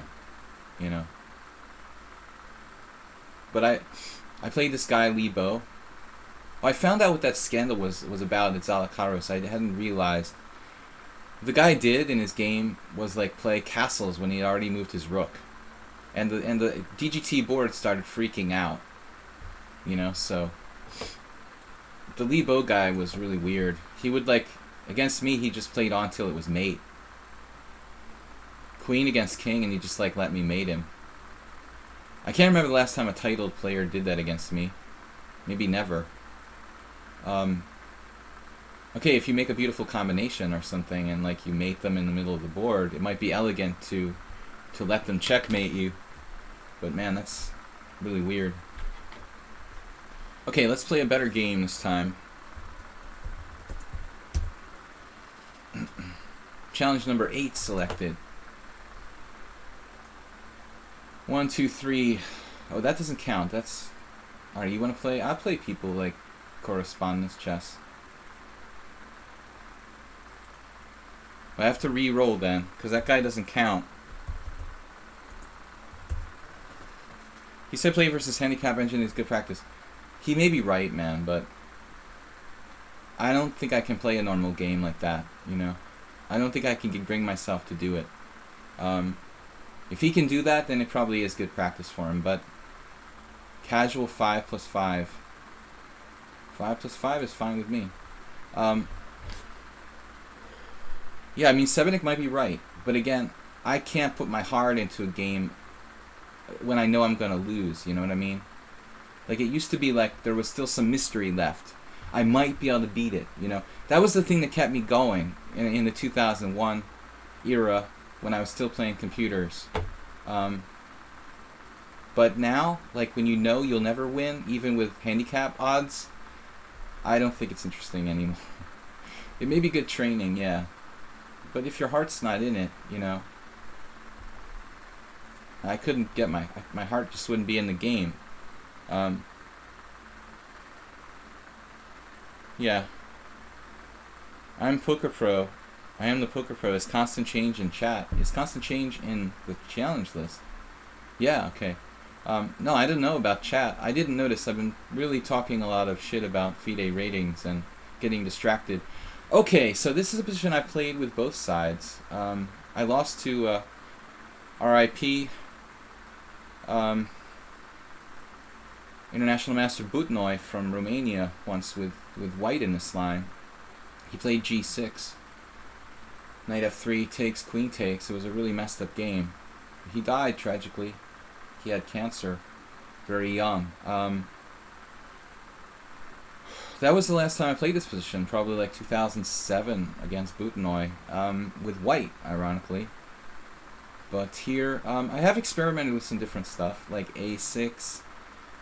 Butnoi played g6. I don't really like g6. I never played that for black. a6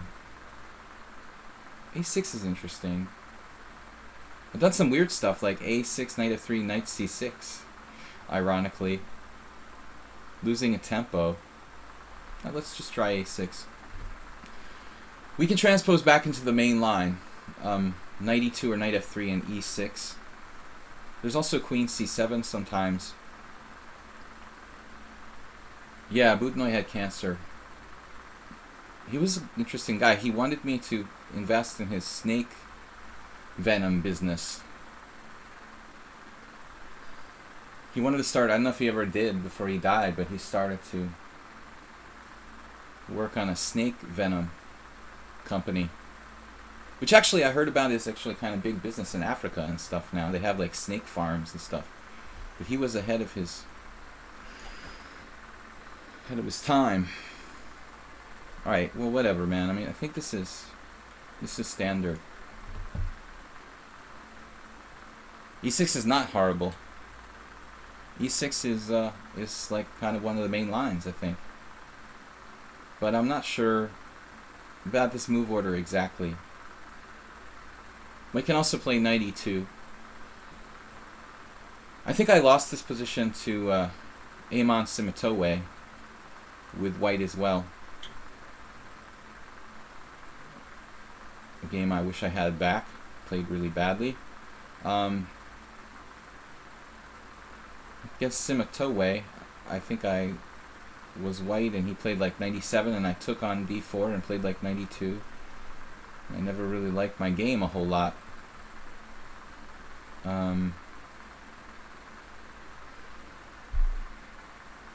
Okay, b5 is probably like main line. We'll transpose to some Aronian line. Aronian has played this. Now, was he black or white, actually? Can't remember. This is not a trend now. It was a trend like 10 years ago, this variation. This is the main line. Like knight takes b3. I mean, it's like a closed Sicilian. A bishop c4 closed Sicilian with colors reversed.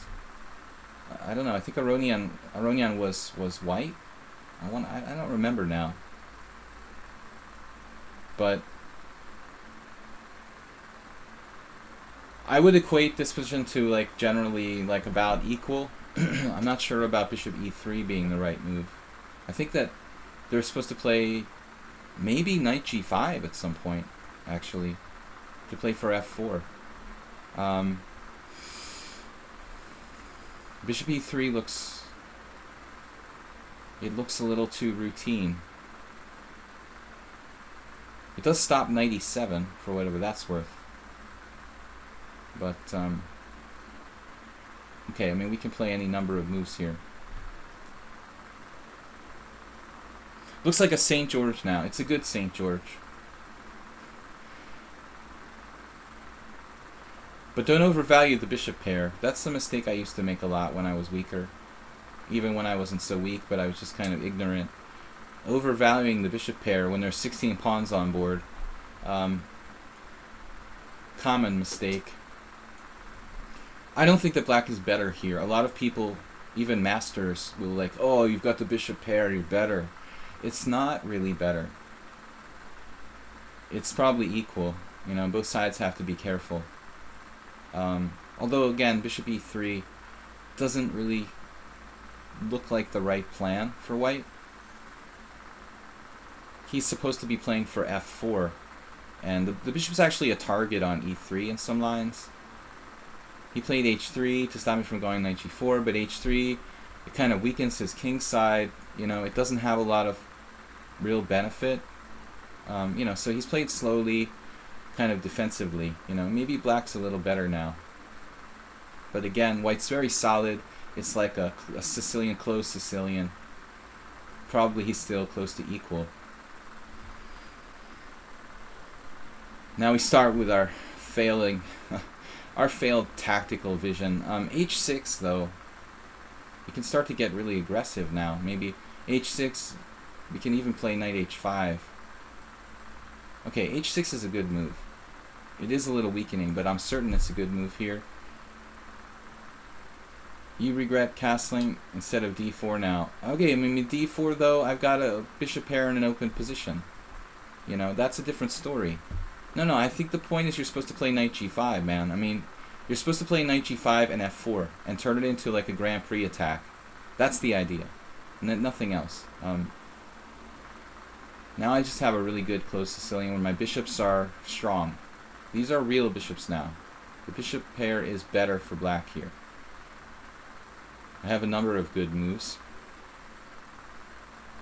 Simply castling, but we should consider taking this pawn on e4. b4, knight a4, bishop takes e4, or b4, knight a2. Black must be better now.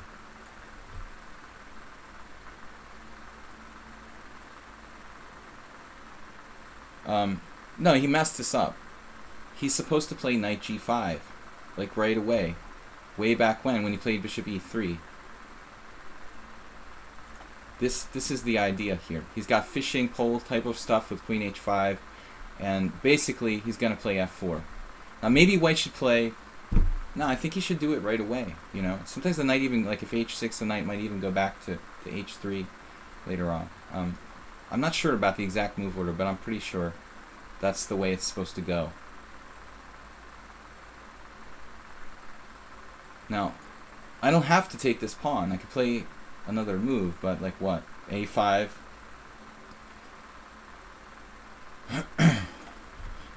He's gonna get the pawn back, maybe. Queen e1. I'm not sure. Actually, maybe knight a2 looked pretty gross, but I'm not sure if he can get the pawn back or not. But these bishops are stronger than the knights now.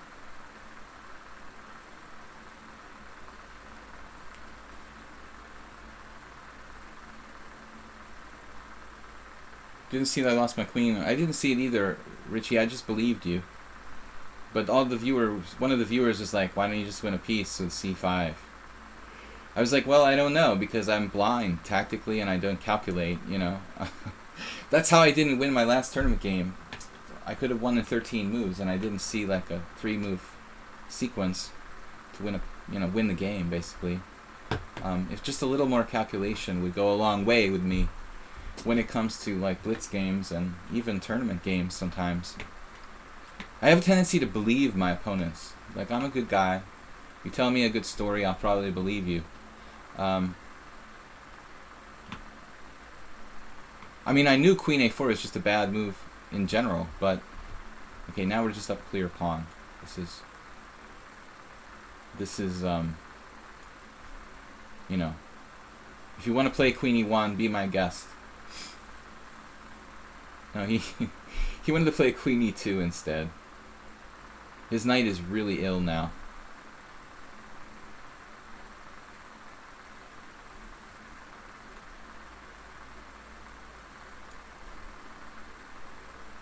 Well, this is a borderline move. But I'm going to be up a pawn, no matter how we slice this.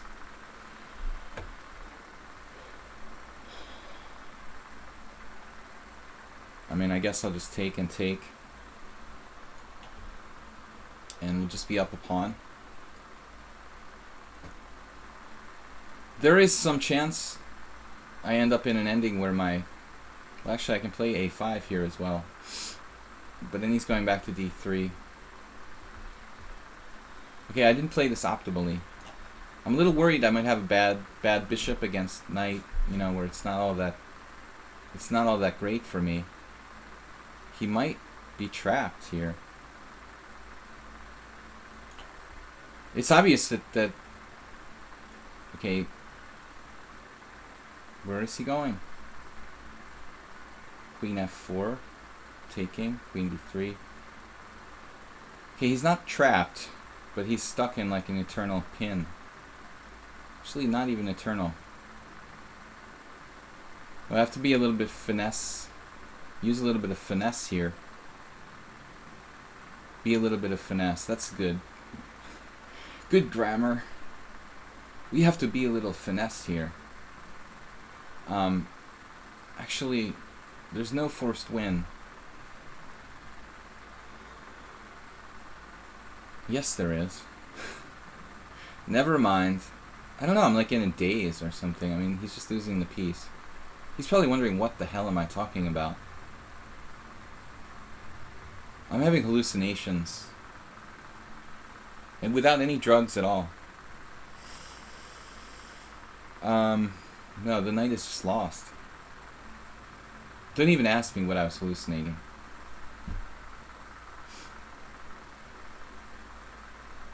I have no idea how I thought he could protect his knight. So guys, we got time for another game or two. Probably two. There's no way out. Rook b1. Oh no. Keep it simple. No, Photon Man, you just have to play knight g5. It's basically a Grand Prix attack. You need to listen to the pawn structure, which is telling you to play f4, f5. And knight g5 is the most efficient way of trying to do that.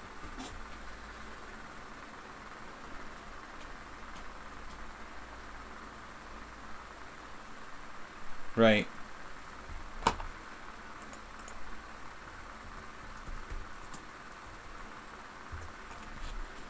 Alright, let's move on. We've got 8 games.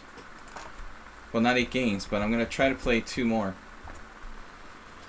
Challenge number 3. Are they all normal games, no correspondence games? Okay, this is a new player. You know, he's got 60 rated games, so we'll let it go. Really low rated, but I don't discriminate on people based on their rating. Sometimes we get really mean people like, don't play a guy who's 800, you know. Whatever, man. I mean, where do I draw the line? Like, do we draw the line at 1300, 1500, like 1700, 1900? You know, if you're like 1900, you think you're a good player. Well, you know, you suck compared to guys who are like 2300. You know, so I don't like to discriminate, you know, and draw like a limit as to like who I play against. You know, okay, he's a beginner. He's 800. It'll be a fast game, and then we play the next game. Maybe he'll beat me, you know. I lost on time to Poker Pro, who's like 1300 in Bullet. And people are capable of playing really well. So far, he played the first 3 moves perfectly. I agree, man. An honest player always deserves respect.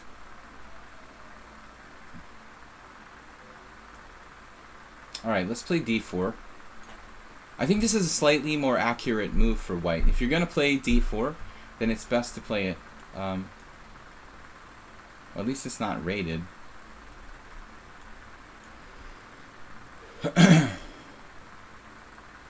His name, it looks Indian. I don't know. I'm not an expert, but like Abhijit or something. Abhijit Gupta. He played the opening perfectly. Mainline English symmetrical. 1200. 872 in Blitz. I don't expect most players to get into the mainline position that quickly. Now I played bishop f5, which is a move. It's like the side. It's a sideline. It's not the main line, but it's perfectly playable for black. The idea, it looks stupid to some players, but that's pretty subtle for an 800. It's to kind of like inhibit my bishop on g2 and induce weaknesses. Let's see, h3, queen c8, king h2. I want to take away that square from the knight. Knight g4. I don't know, dude. 800, really? Playing these moves? I don't care. Whatever. It's unrated. Okay, maybe he's like 2100 and he's just joking around on his friend's account. That's happening. Whatever. So far, he's not 800. He has played... I don't know about queen c8, but it looks a little primitive. I mean, I think that your queen ends up misplaced. If he maneuvers now like knight d7, I mean, there's no way he's 800. But I don't really appreciate people, who play like on other players' accounts and stuff. It's not really funny. This is too good to be an 800. It's a subtle maneuver.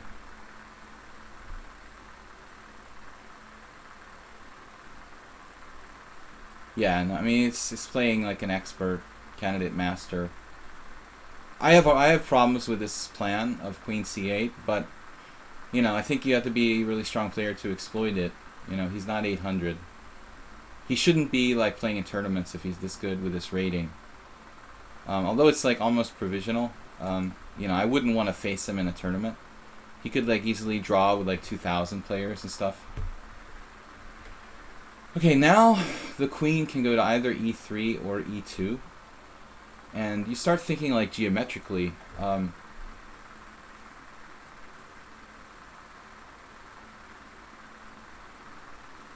Feels like a troll. Queen e2, knight c6, knight d4, queen e3. Blocks my bishop, but maybe it has other benefits. Like there's no knight takes c4, b takes c4, bishop takes c4. Skewering my queen to my rook. It's also less annoying when he maneuvers knight c6, knight d4. Won't be hitting my queen. On the downside, I'm obstructing my bishop on g2. So there's that. But you can't have everything, you know. I think the engine would probably choose queen e3. We're on the a pawn. Oh, the deciding factor. h5, the typical 800 move. He's more like 800 going on 2000. So h5, and maybe he's threatening h4 now, which basically forces my hand. It looks like I have to play f4. Like anything else would wreck my position. I mean, maybe I have another move. But if I don't do it, you know, he's gonna go, yeah, this is 800, I'll eat my hat, right? Not cool. Having other people play on your account or whatever. And then challenging like streamers and playing like your 2100. My problem is not this game. My problem is that like this guy enters tournaments on lichess and plays like this. It's not fair to the other players, you know. So this isn't the problem. The problem is he's 600 points underrated, or 800 points underrated, or 900 points underrated, which means that there's something not okay here, you know.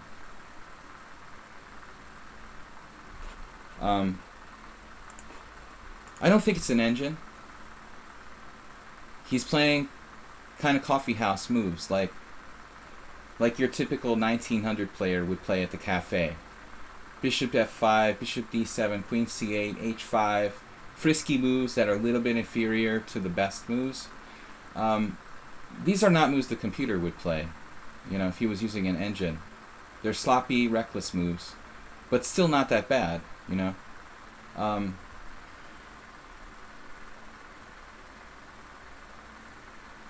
I want to calculate this now.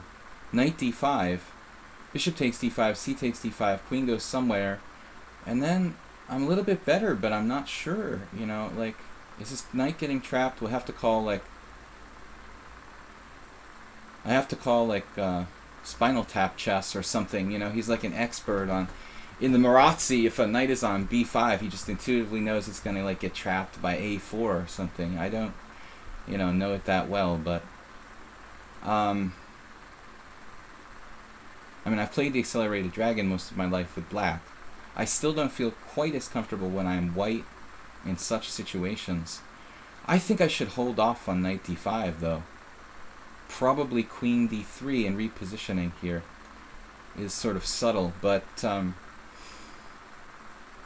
as Mihai Suba says, the dynamic potential, my position would be reduced. If I play knight to d5, I let the air out of the tires, so we need to just squeeze him without releasing the tension, and like knight d5 would release the tension from the position. Now I have to, in order to beat this guy, I have to treat him like he's a master. He's 2100 at least.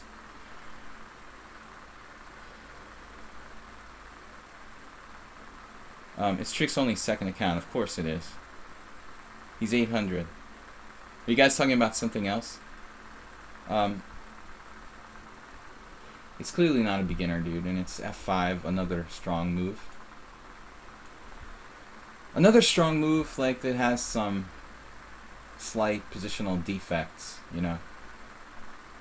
This is a guy who's 2100. Probably. Ish. Or maybe a little lower. 19 at least. Let's say if I wasn't an international master, I'd probably have a heck of a time beating him, Now, we have a choice. Knight takes the e4, and I'm going to have to think about bishop takes e4. Keeping my guys active.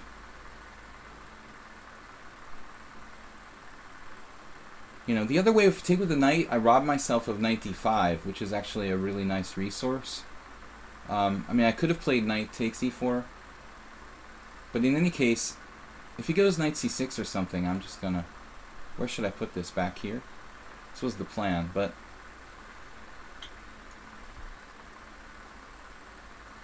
This is not nice, to play with an 800 account when you're 2100. I should report him for, like, having, not for cheating, but for having inaccurate rating. Rating manipulation or whatever. Because he shouldn't be playing in tournaments with that rating on lichess. He's not an engine, but he's doing something that's not cool. Alright guys, one more game after this will be the last one for today. Why does King Crusher get more viewers, dude? Because the guy's been doing it for like 8 or 9 years, man. Give him some credit. It's not only about rating, He's put a lot of time and effort into doing what he does. So, I respect that. It's not only about like how strong you are. Ooh, 94 now. Still feels like I'm not optimal. I don't know. Maybe even FE1.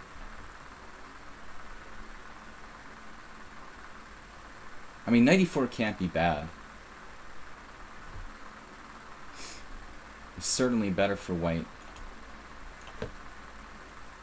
What's his only defense? Like bishop h6?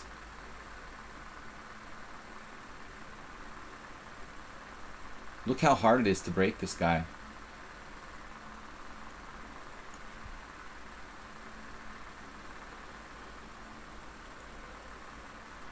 I would estimate his true strength to be 1800, 1900. At least.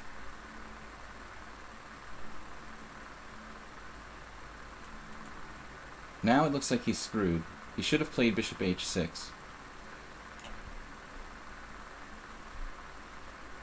Still not that easy to finish him off.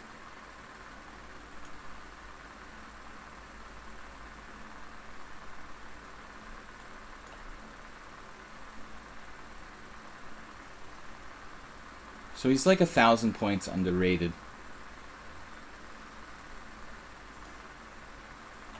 But he's not using a computer.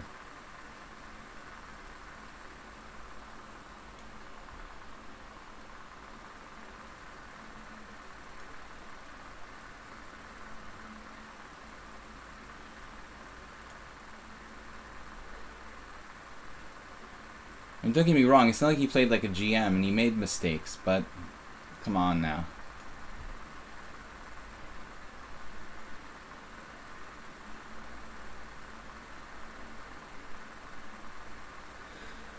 Hanging in there. Oh. Look, no more night. No more night forever. Foreverness. Alright, 8 challenges. Last one for today, guys. Sorry to those of yous. I had a friend who used to say yous. Challenge number 4. Yeah, it's the 2100 dad with the, let's say, the 1900 dad with the 800 son account. It's really cool, man. Way to use your son's account. Anyway, A. Morales, who's a legit 1800.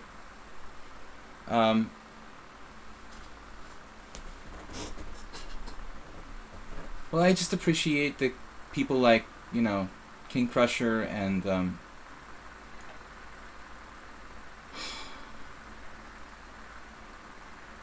what's the other guy? Let's just play the Grand Prix. Never mind. I appreciate these people, the time they put into it, you know. And King Crusher, he's not the strongest player in the world, but he admits that, and he's, you know, he puts his heart into it, you know. I mean, why not? So, I'm not going to diss him because he's not an international master. It's not the most important thing in the world. Chess Network, yeah, that's what I was trying to say. Chess Network is a nice guy. He's also a pretty good player. I mean, and he's put a lot of effort into it. These GMs who came along, you know, Johnny Come Latelys, they didn't like work on YouTube for 8 years, developing a following. Should they just instantly, like, you know, take over? I mean, they put a lot of work into what they did, so they deserve credit. Morales, I don't really like this early e5, but our move order is a bit unusual here. Right. Okay, I can play d6. If I play d5, that's probably good too. It gets really weird after that. Maybe d5 is good. Then how do I break it down? If I play d5 and he plays bishop e2, for example, like, what's happening?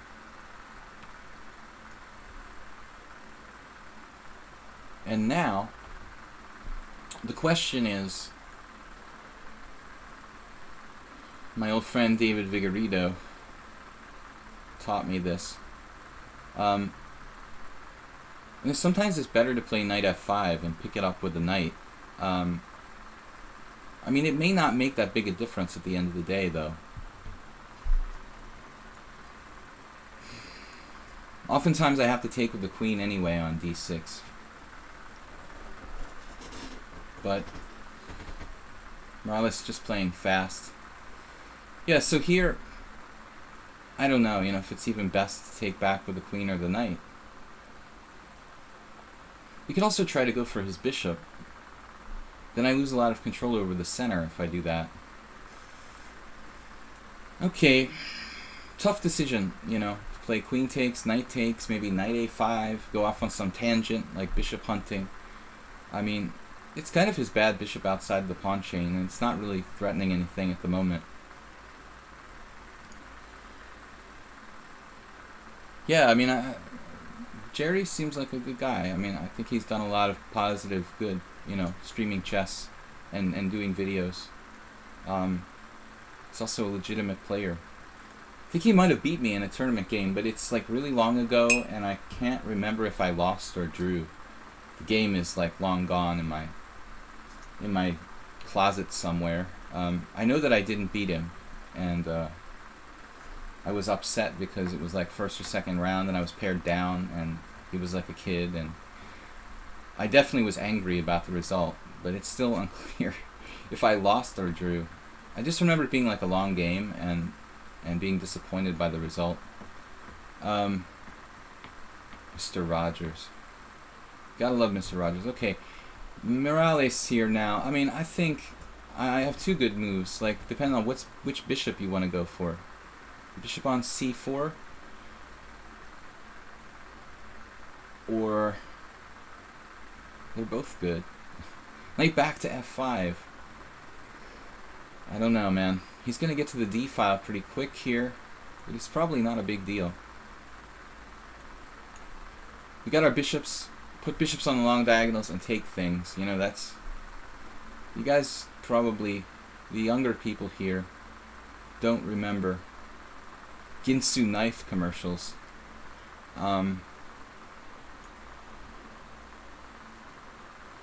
These Japanese knife commercials.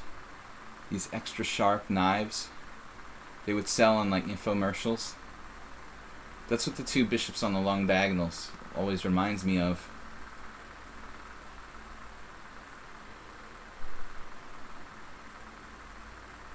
What's that? There are guys who cater to different chess audiences. What are you talking about? Since March last year, what happens?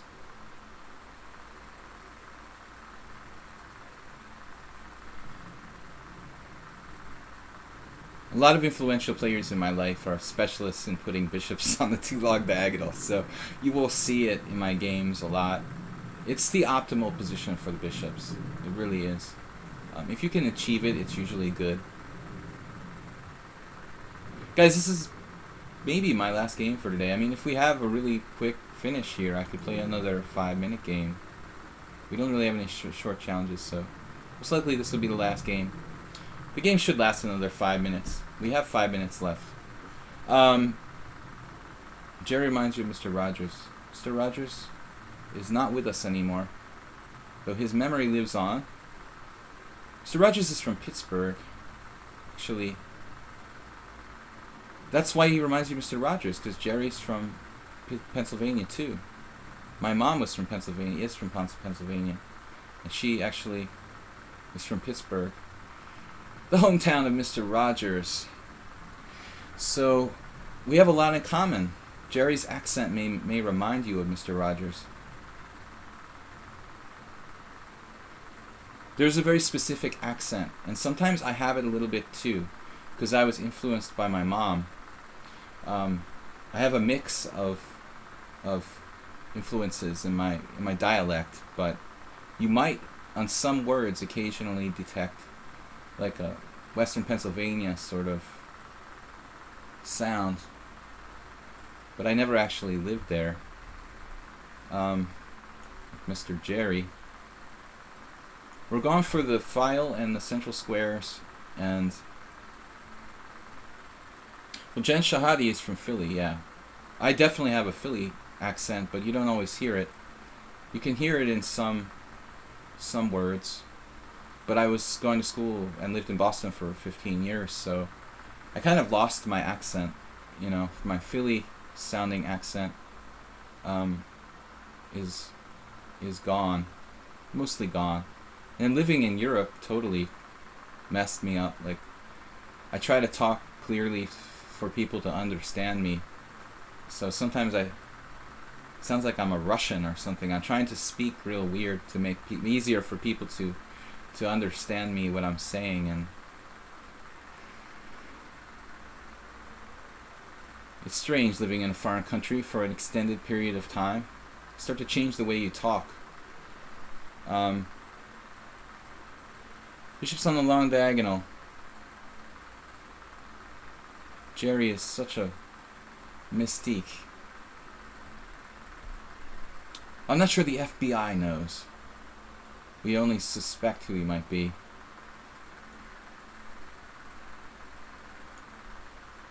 I need maximum distance. Front-loaded nuclear weapon. Let's just get it all lined up. Actually, this doesn't make sense. Well, you can do a kind of Alekine's gun, like Queen D8 here. This was a very weird decision by me. Whatever. I wanted to play Queen B7, you know, and now he's totally off on another tangent. White doesn't have a real attack here. This is our last game. I can play h5, it's just that it's kind of committal, and it weakens the g5 square.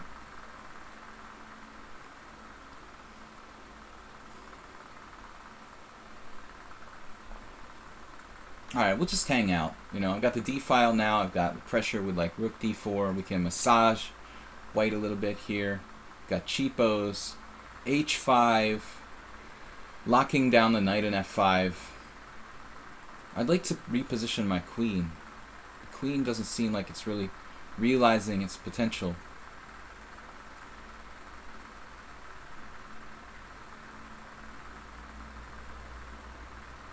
White is not really in a good way, but I don't think he's lost by force. Just kind of like unpleasant.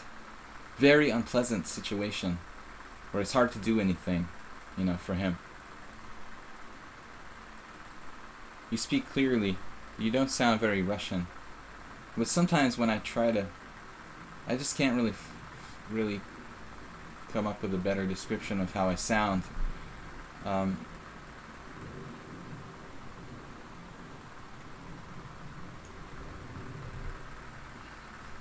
I don't sound Russian really, but sometimes I alter the way I sound so that people can understand me. We're like Eastern Europeans. I think it comes off to some people as sounding like I'm an Eastern European. Alright, we've got maximum pressurization on white. Like what now? Queen b7 or something? Jeez.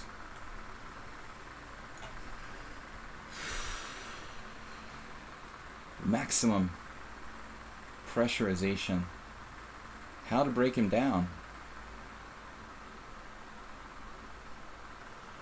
Rook takes e4, knight takes e4, queen takes e4, takes e4, knight takes e4, queen takes e4, rook takes e4, bishop takes e4, rook e1 check. Oh no. Just like that? What do you call me? Bang. The bank ranker. Bank ranker.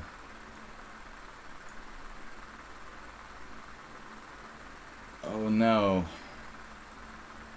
That's cool. Alright.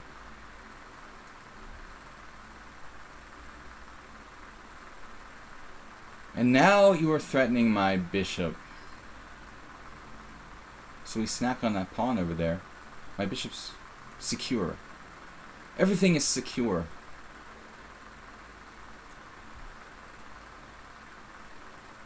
We are in the house.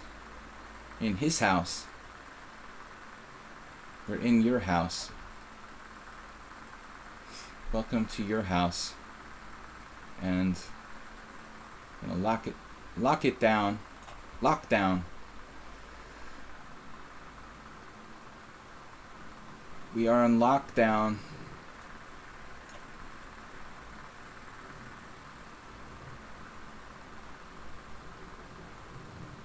And then we can just, well, we can improve Senor King. Try not to walk into mate or something. Oh yes.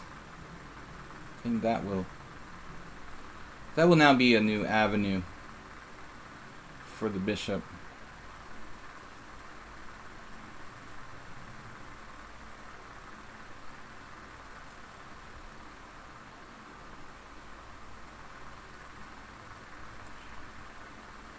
Oh yeah, this looks bad.